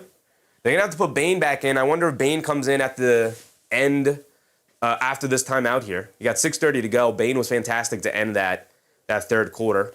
The problem is you're going to be a little bit small with Bane out there now if you take De Silva out. But I would still take De Silva out. I'd keep Jamal Cain in there, who's playing phenomenal. I know he's only got 6 points, 6 rebounds, 4 fouls, but he's making plays. He's keeping possessions alive. You got to get Bane in there. As far as the Pistons go in their closing lineup, Harris is going to be out there. Probably Duren. But I would heavily consider having Stewart out there, maybe swapping them in and out here. But Duren's been fine here tonight for the most part. But again, you want to close up that paint as much as possible, I think. But we'll see. You're probably going to lean with your all-star and Duren and hope he comes through for you. Cunningham's going to have to bring it home for them again. You're going to be relying on him, especially with Danish Jenkins out of the game now. Thompson, 1 for 6, 4 points. LeVert, 1 for 3, 2 points. So you're going to have to try and make these plays. TT in the morning said, Pistons need to lock this game up. Definitely not let it slip through their fingers. Yeah, if you go down 3-1, man, that's tough. That's tough to make that comeback. Mighty Montreal said, we've seen those lingering calf injuries. Yeah. Lead to the dreaded Achilles tear. Yeah, so you got to be careful. Yep, we just saw Dante go down. Like I said, you just saw Dante go down. You don't want to mess around with that. Don't want to mess around with that. Gigi said, where's Wagner? So Wagner's out the remainder of the game, Gigi. Ruled out with a calf injury. He's on the bench over like in the tunnel area, sitting on the bench. He might be sitting on his team bench now. But he was over in the tunnel on the bike. But, we've seen players go down. He's had a bad high ankle sprain majority of the season, so he's been in and out of the lineup a lot.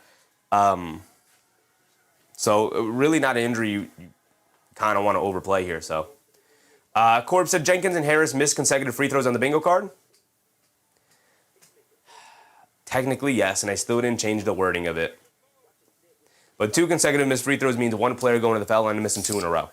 But I'll give it to you, mostly because it's not really going to help with bingo tonight, so I'll give it to you. But I do have to change the wording on that. You're not wrong, based off of the wording that I have here. But you know what I mean by 2 consecutive missed free throws.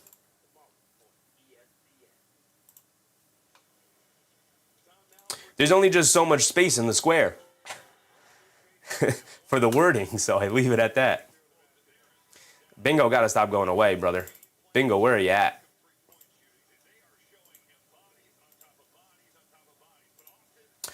Beer Batted Gummy Shark, what's up, Beer Batter?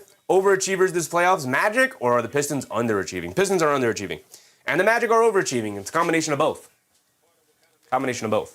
So coming out of this timeout,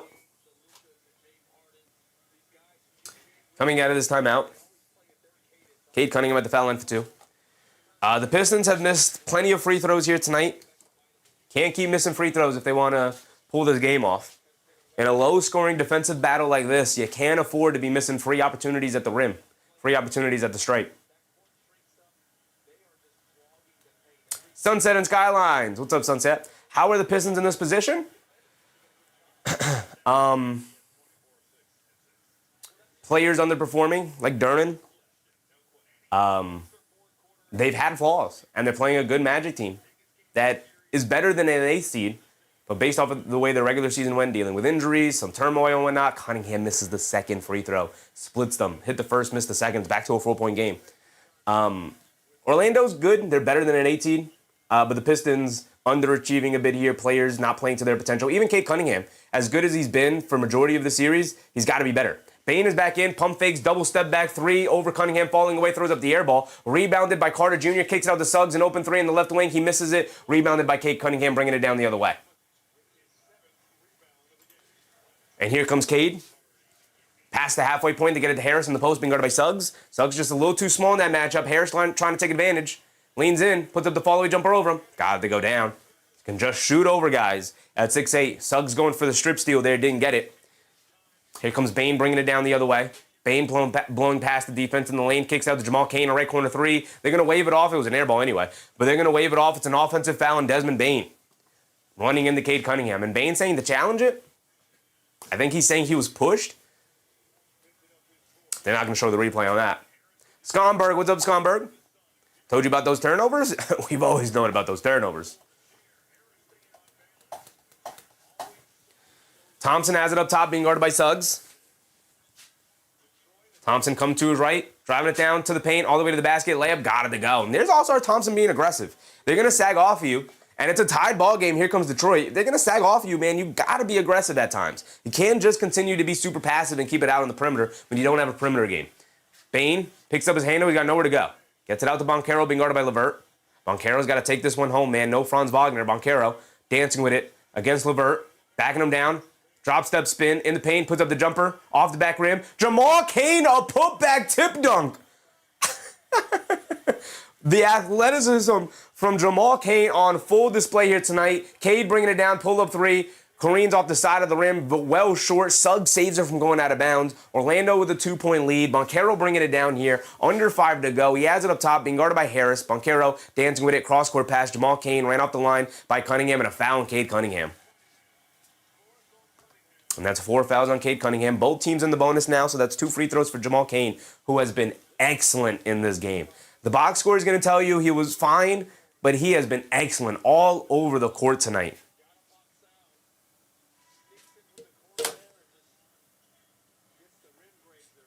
Christian Blake said, who is Jamal Cain? Was he in a dunk contest? Maybe in high school or college or something? I don't know, but why he wasn't in this past dunk contest, I don't know. Jamal Cain with 2 highlight dunks tonight. Honestly, that might be dunk of the season, too, over Jalen Duren there. That was phenomenal. That's the best dunk I've seen this year. A true blue poster dunk. Not one of these flyby with the defender flying by or giving a half-hearted contest type of dunks. Banchero down the lane, spins, got nowhere to go, gets it over to Bane, gets it off just as the shot clock expires. They wave it off. I think he got that off in time. But they're going to say it's a shot clock violation. That the Knicks fan again with the mystery again. Appreciate you, Knicks fan. Gerard Jones with the Gerard. How many assists does Cade have? Cade has 6 assists tonight, brother. You can see it up here. Cade with 24, 7, and 6. That was a shot clock violation. Duren for 20 points could get his bingo. He has, doesn't matter, he's out of the game. And yeah, it looks like they're going to look to close with Stewart. Like I thought they should have.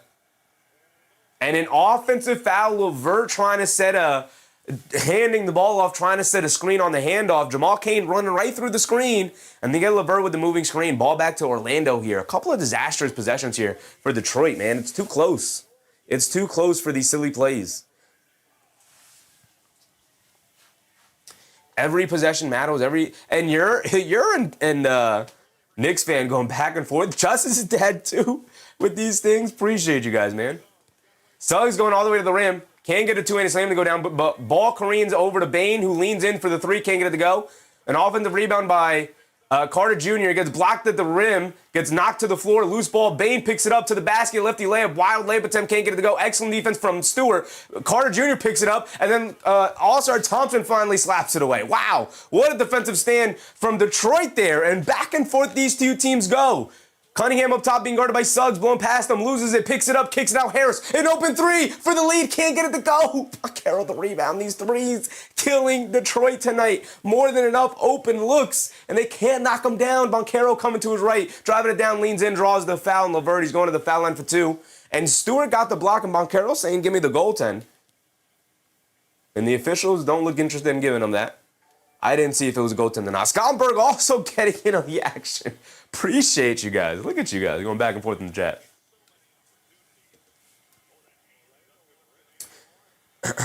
Carson, what's up, Carson?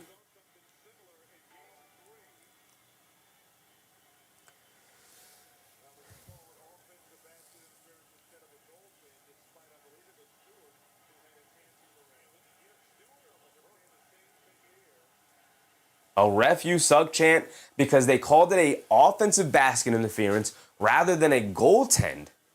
I didn't see the action after the initial foul on Banchero, so I can't say. But I did see Stewart sky for a block attempt. I didn't see any Orlando Magic involved in that play as Banchero misses a free throw. These missed free throws from both sides, and now as Duren checks back in for Stewart here. These free throws from both sides, missed free throws from both sides. I wouldn't bring Duren back in. I would close the game out with Stewart personally, but see the replay here? Okay, yeah, there's no goaltend there. There's no goaltend there. Okay, after seeing the replay. So it doesn't matter. Banchero misses both. Misses both. A little over 3 minutes to go. Orlando holding on to a measly 2-point lead. Cunningham coming to his left, down the lane, thinking it back to his right hand, across the paint, throws up the floater, comes up short, rebound right back to him, loose ball picked up by Carter Jr. in the paint, loose ball and gets fouled. Wow. Jalen Duren, what are you doing? Which is why I'd keep Stewart in the game. But maybe Stewart picks up a silly foul like that too. Wow. Silly plays from Detroit here. I think Detroit has been, I'll put it this way. I think Orlando has outplayed Detroit tonight. Like, I would say Orlando probably deserves the win because I think they have outplayed Detroit, and now missing their second best player, Franz Wagner, possibly their first best player, depending on, considering how he was playing tonight, is a huge loss. But man, Detroit having multiple opportunities here, throwing it away.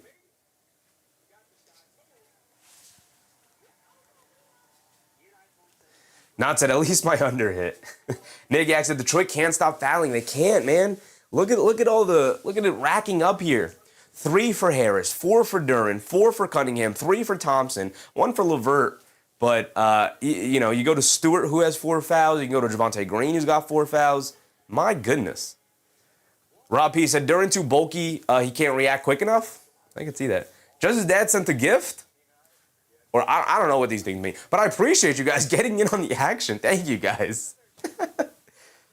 I don't know like what it does for the channel or what it does for you guys, but I appreciate you guys getting in on it. I like it.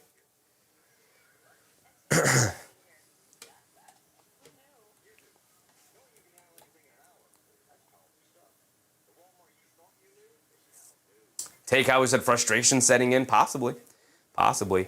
Randy, what's up, Randy? He said, where's Mo Wagner? Mo Wagner has been, Eric Lyerly getting in on the chat. Appreciate you, Eric. Mo Wagner has been replaced in the rotation with Goga Batadze.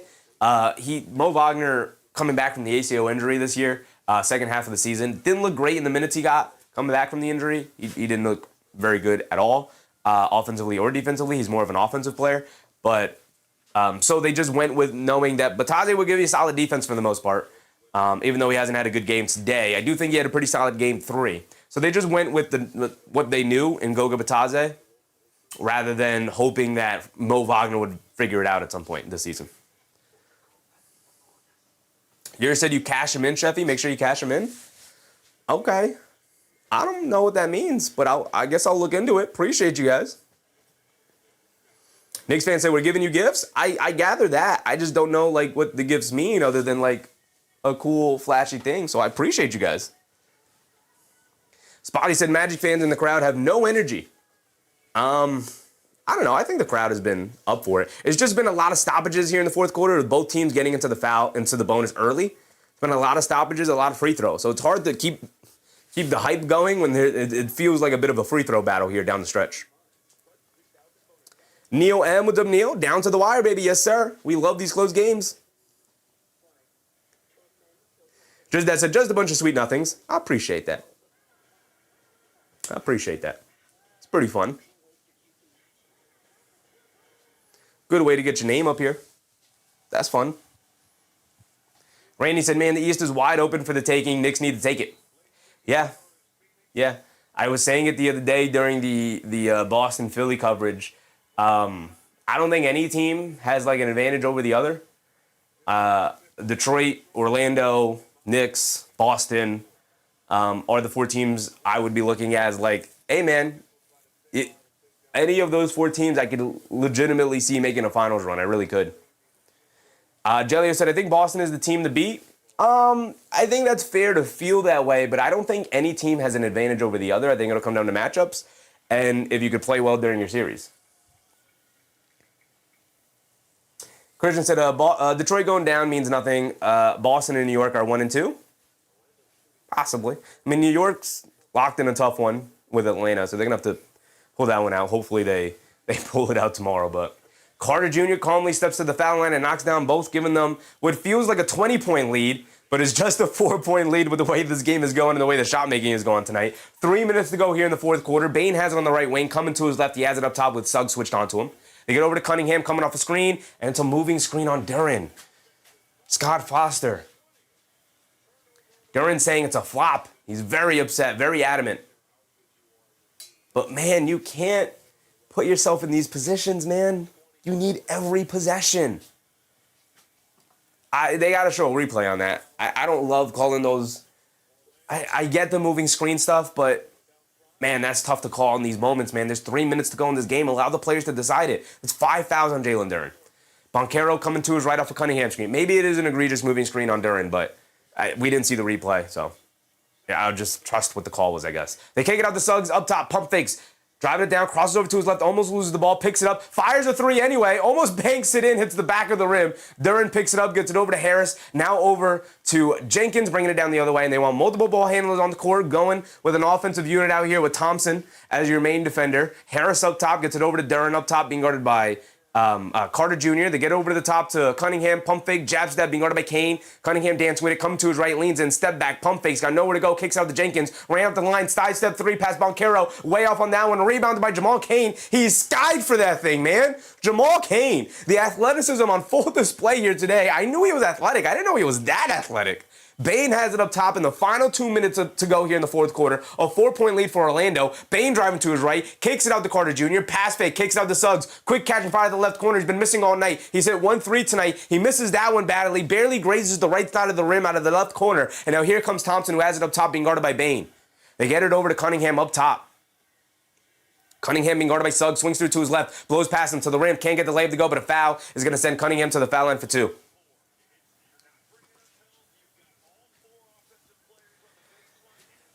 Spotty T said Kane is the blueprint on how to guard Cade. I think Kane is just playing hard. I don't necessarily think it's a blueprint. I think, honestly, it's more so of a full team effort on Cade Cunningham. Again, when you have guys like All-Star Thompson out there, Dennis Jenkins, they're going to dare to shoot. He's 1 for 6 from the field tonight. Tobias Harris a little bit, they're going to dare to shoot from 3. He's been misfiring from the perimeter. They're going to pack the paint on him. They're going to pack the paint on him. They're going to force him to shoot these jump shots, and he's missing these jump shots. Cunningham misses a free throw. You can't. You can't. In this position, you can't. Cunningham's got one more coming. 1:30 to go here.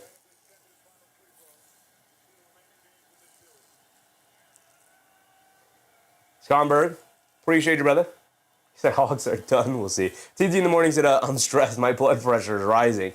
Cade Cunningham does knock down the second one at least, okay? It's a one-possession game, 3-point game, 89-86, 1:30 to go. Could go either way still.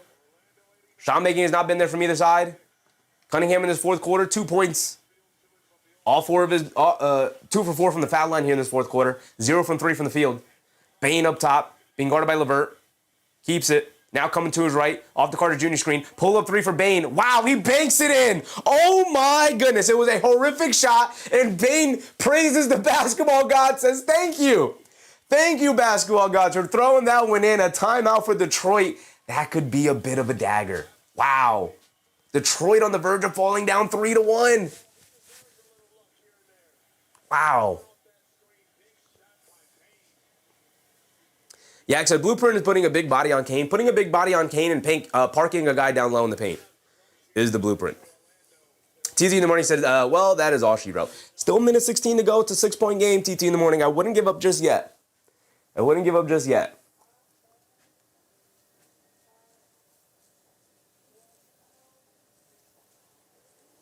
Can't toss it out. I can imagine Dylan Brooks with Magic or Pistons next year. I don't see why Phoenix would want to move on from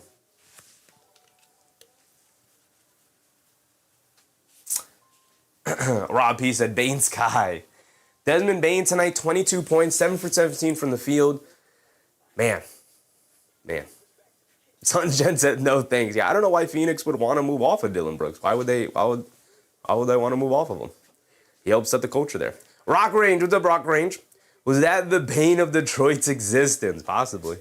We'll see how this series continues to play out here. Again, 6-point game with 1:16 to go. It's not done yet. Not done yet.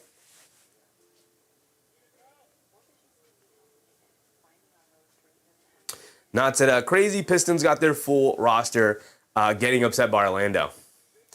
Orlando with no Franz Wagner for majority of the second half here. Tough that Detroit still trailing by 6 with no Franz. TT in the morning said, Pistons do not have the skill to close out this game. They wouldn't even be in this position if they knocked down their free throws. Yeah, fair. The free throw thing has been rough, man. Free throw thing. Listen, we've been there, Christian. Or TT in the morning, my bad. We've been there, TT. My team lost game 2 almost entirely off of missed free throws. They get it over to All-Star Thompson down the lane, gets swatted by Suggs. Why, with a minute to go, is your offense going to All-Star Thompson attacking a clogged paint?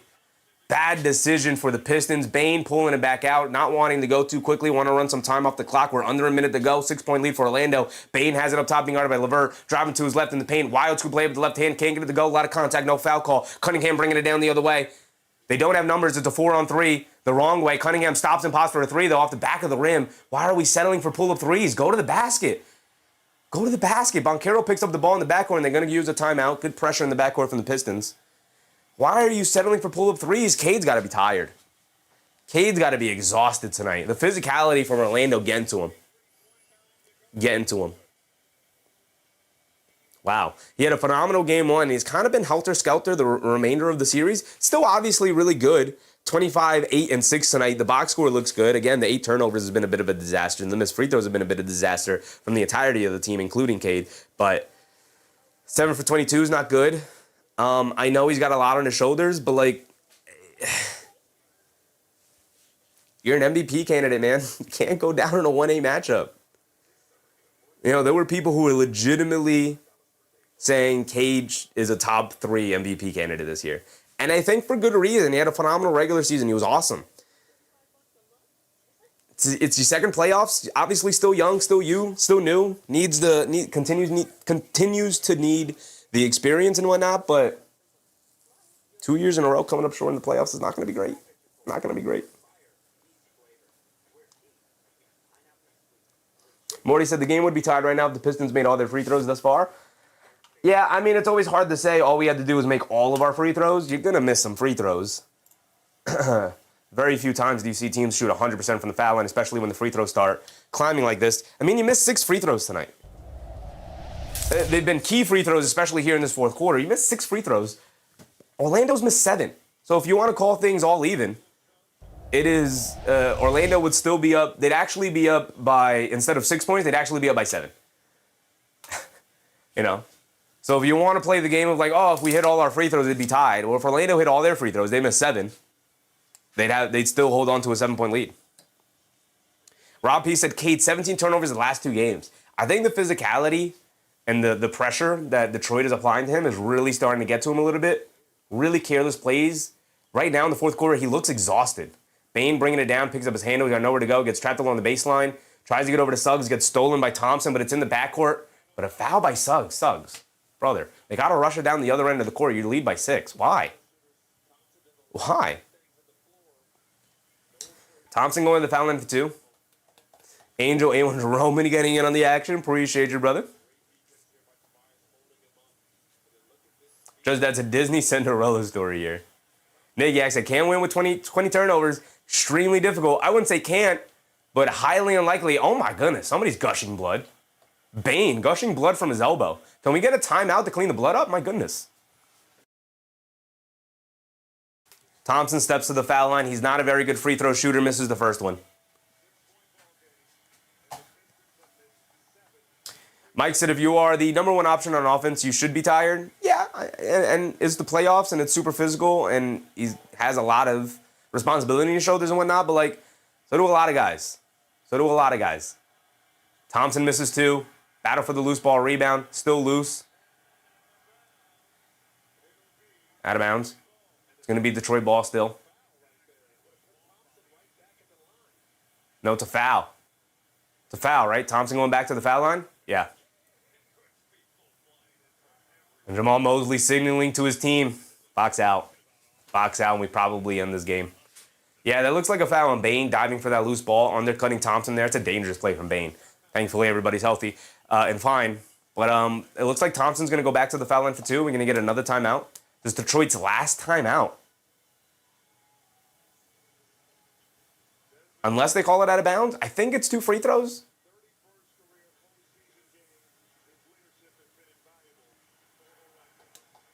Spotty said they should use a hack of Thompson. His free throw percentage is virtually the same as Mitch's. About Mitch still worse, but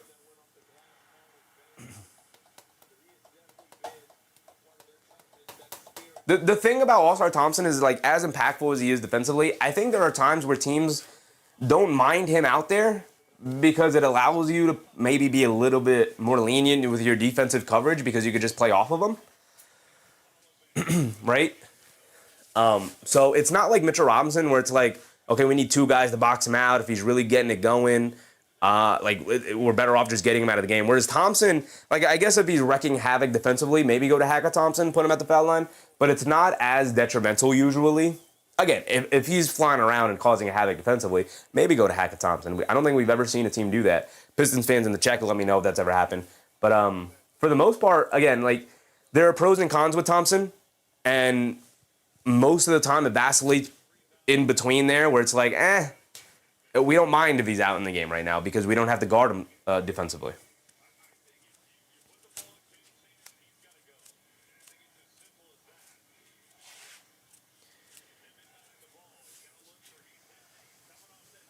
Villanette TV said, this is what you call an ugly offense from both teams.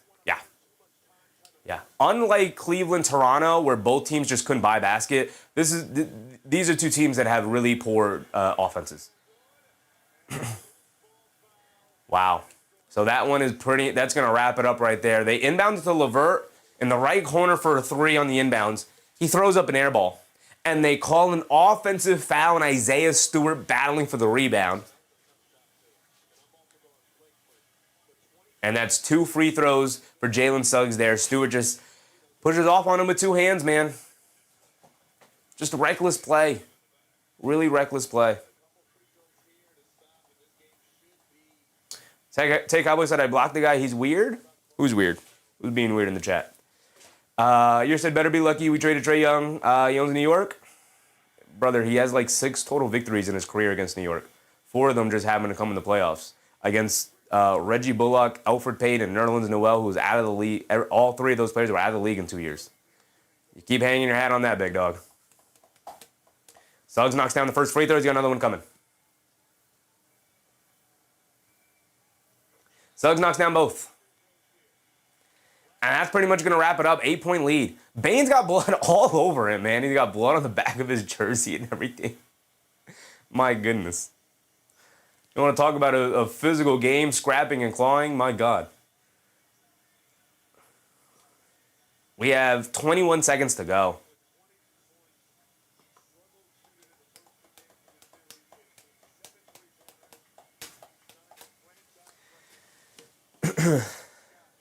Morty said, a tough loss for a diehard Piston fan. This is nowhere near the same regular season Pistons team that ended up beating the Knicks by a combined 84 points. What a shame. Hopefully we'll see a miracle.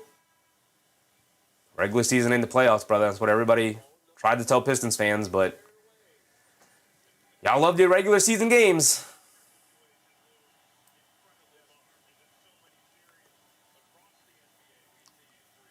TT in the morning said, what disappointed me most is not even losing, but how the Pistons keep losing these games. That's fair. That's fair. I would say the thing I'd be disappointed in most is that you're the guy who made the leap this year and became a second All-Star, probably is going to end up making the All-NBA team based off of the national podcast I've been listening to. A lot of people saying they put him on the All-NBA team. Has just been a no-show in the series. It's just been a no-show. He's been a below-average center, let alone, the star center that he has been all regular season. They throw the home run pass to Stewart. Time winding down. Stewart hands it off to Robinson. He's going to throw up a half-court logo three, side of the backboard, loose ball. Carter Jr. picks it up, and a foul, and that's going to end it. Carter Jr. to the foul line for two. Probably going to get it to a 10-point lead, and that's going to be it. Sconberg said, be disappointed in Cade and Duren, underperformance times 10. I wouldn't be disappointed in Cade. Oftentimes it feels like he's out there by himself. I wouldn't be disappointed in Cade. It kind of is what it is. With Cunningham, he's capable. He played awesome in game one. He's had up and down moments the remainder of the series for the most part. But, the thing with Cade is he's out there by himself. And in the playoffs, where every possession matters, man, that pressure mounts, and it mounts, and it mounts, and it mounts. And it wears on you, The defense wears on you. And that's the difference between star and superstar. And clearly, Cade still has some improvement to make. The team still has a ton of improvement to make. I wouldn't be disappointed in Cade at all. Not one part do I think I'd be disappointed in Cade. He's got to cut down on the turnovers, but I think that's also more a proponent of the roster construction. Carter Jr. misses both free throws. Cade will bring it down. They don't have to even really play defense here. Cade is going to step back and shoot the right corner three. He's going to airball it, and Stewart is going to tip it up and in. The thing I'd be disappointed in is a Duren no-show. That's what I would be disappointed in most, honestly. And I'd be disappointed in the front office for not getting this team more help in what feels like a wide-open East. It feels like a wide-open East, and the front office said, you know what we're going to do? We're going to trade for Kevin Huerter. That's going to be our big trade deadline move. And it's like, that was never a good plan. That was never a good idea. That never should have been the sole move you make. A move, sure. Kevin Huerter could help. He's made the rotation here in the playoffs. But man, a first-round exit here for the Detroit Pistons, the rare 8-1 is going to end up in disappointment here for the Pistons. And we'll see what lessons they take from it. Series not over yet. It's 3-1. A miraculous comeback for Detroit is still possible here. There's still also a decently young Orlando team that may have possibly just lost Franz Wagner. Let's not forget about that. They may have possibly just lost Franz Wagner for however many games. We'll see. So series not done yet. I wouldn't be surprised if we're back here for a game 6 at some point. If Detroit wins the next game, I wouldn't be surprised if Orlando doesn't play Franz Wagner in the next game. And if that's the case, you go to game 6. You got to win one game in Orlando. You lost both in Orlando. You got to win one game in Orlando, and then you should be all right. You go to a game 7 in Detroit. That's a tough place to play if you're Orlando. We'll see. Morty said, Detroit in 7, that's the kind of energy you just got to have. If you're a Pistons fan, you got to have the energy of Detroit in 7. Things may be breaking your way again with the Franz Wagner injury. We'll see. We'll see if he's able to play in the next game. We'll see how he looks in the next game. If he does play, we'll see. But with that being said, that's pretty much going to end it here. What we can do, did we have anything on bingo? Hold on. We haven't even been keeping track of bingo because the game was so entertaining and so close down the stretch there. We didn't keep track of bingo at all. Are we missing anything, chat? We missing anybody? Missing anything? We can go through it real quick. Duren 12 and 8 tonight 3 assists, 4 turnovers. Not good enough. We didn't have any shot clock violation. Robinson, 3 threes. He had 1 for 6. We didn't have a failed challenge. Wagner for 25 didn't play majority of the second half. Just shot clock? We did have a shot clock? Oh, we did. I filled that in. You're right, we did. Okay. Just shot clock violation. Nothing else. Cade didn't have 30. Did we have a double-double from anybody? No. Cade had 9 rebounds, 8 assists. Close to a triple-double. 9 rebounds, 8 assists. Thompson had 3 stocks. That's another one.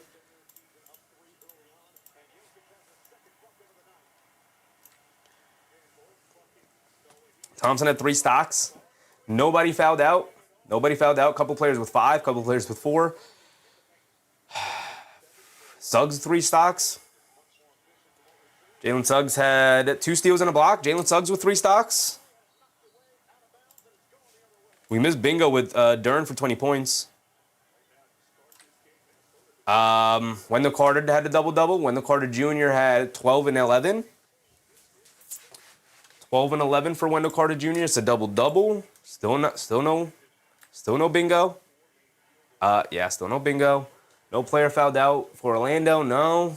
4-point plays. Didn't see him. Robinson, no 3 threes. Cunningham, 30, didn't get it. Banchero, 30, didn't get it. He had 18. Franz Wagner still outscored Banchero, by the way, 18 to 19. That's how well Franz was playing. Nobody with a triple-double. Yeah, that's it. So this is what the final bingo card ends up looking like. No bingo tonight. Just missed it on a couple of scoring props. We did fill in a lot of it, but Banchero for 30 didn't get his bingo. Dern, 20 didn't get his bingo on the diagonal. Anywhere else, those close. Flagrant foul and jump ball didn't happen. So I dropped my pointer. But no bingo tonight, unfortunately. Appreciate you guys. Christian Blaze said, might have to drop Dern's points to 15. Yeah, I'll probably drop Dern's to 15 moving forward, yeah. Coming into the series, if I'm asking Cunningham for 30, Dern for 20 doesn't feel out of the realm of possibility, but he has yet to have 15 in a game, so I'm going to have to give him 15. I think 12 is his highest scoring game in the series, I think. So, yeah, we're going to lower it to 15. We are. Judge that said, Bickerstaff wins Coach of the Year and fired. He's not going to be fired. It's only his second year as a head coach, isn't it? Third year, second year? I think it's only his second year as head coach, so I don't think he's going to be fired. It is a disastrous ending, and he might be on the hot seat next year, but he's not going to be fired.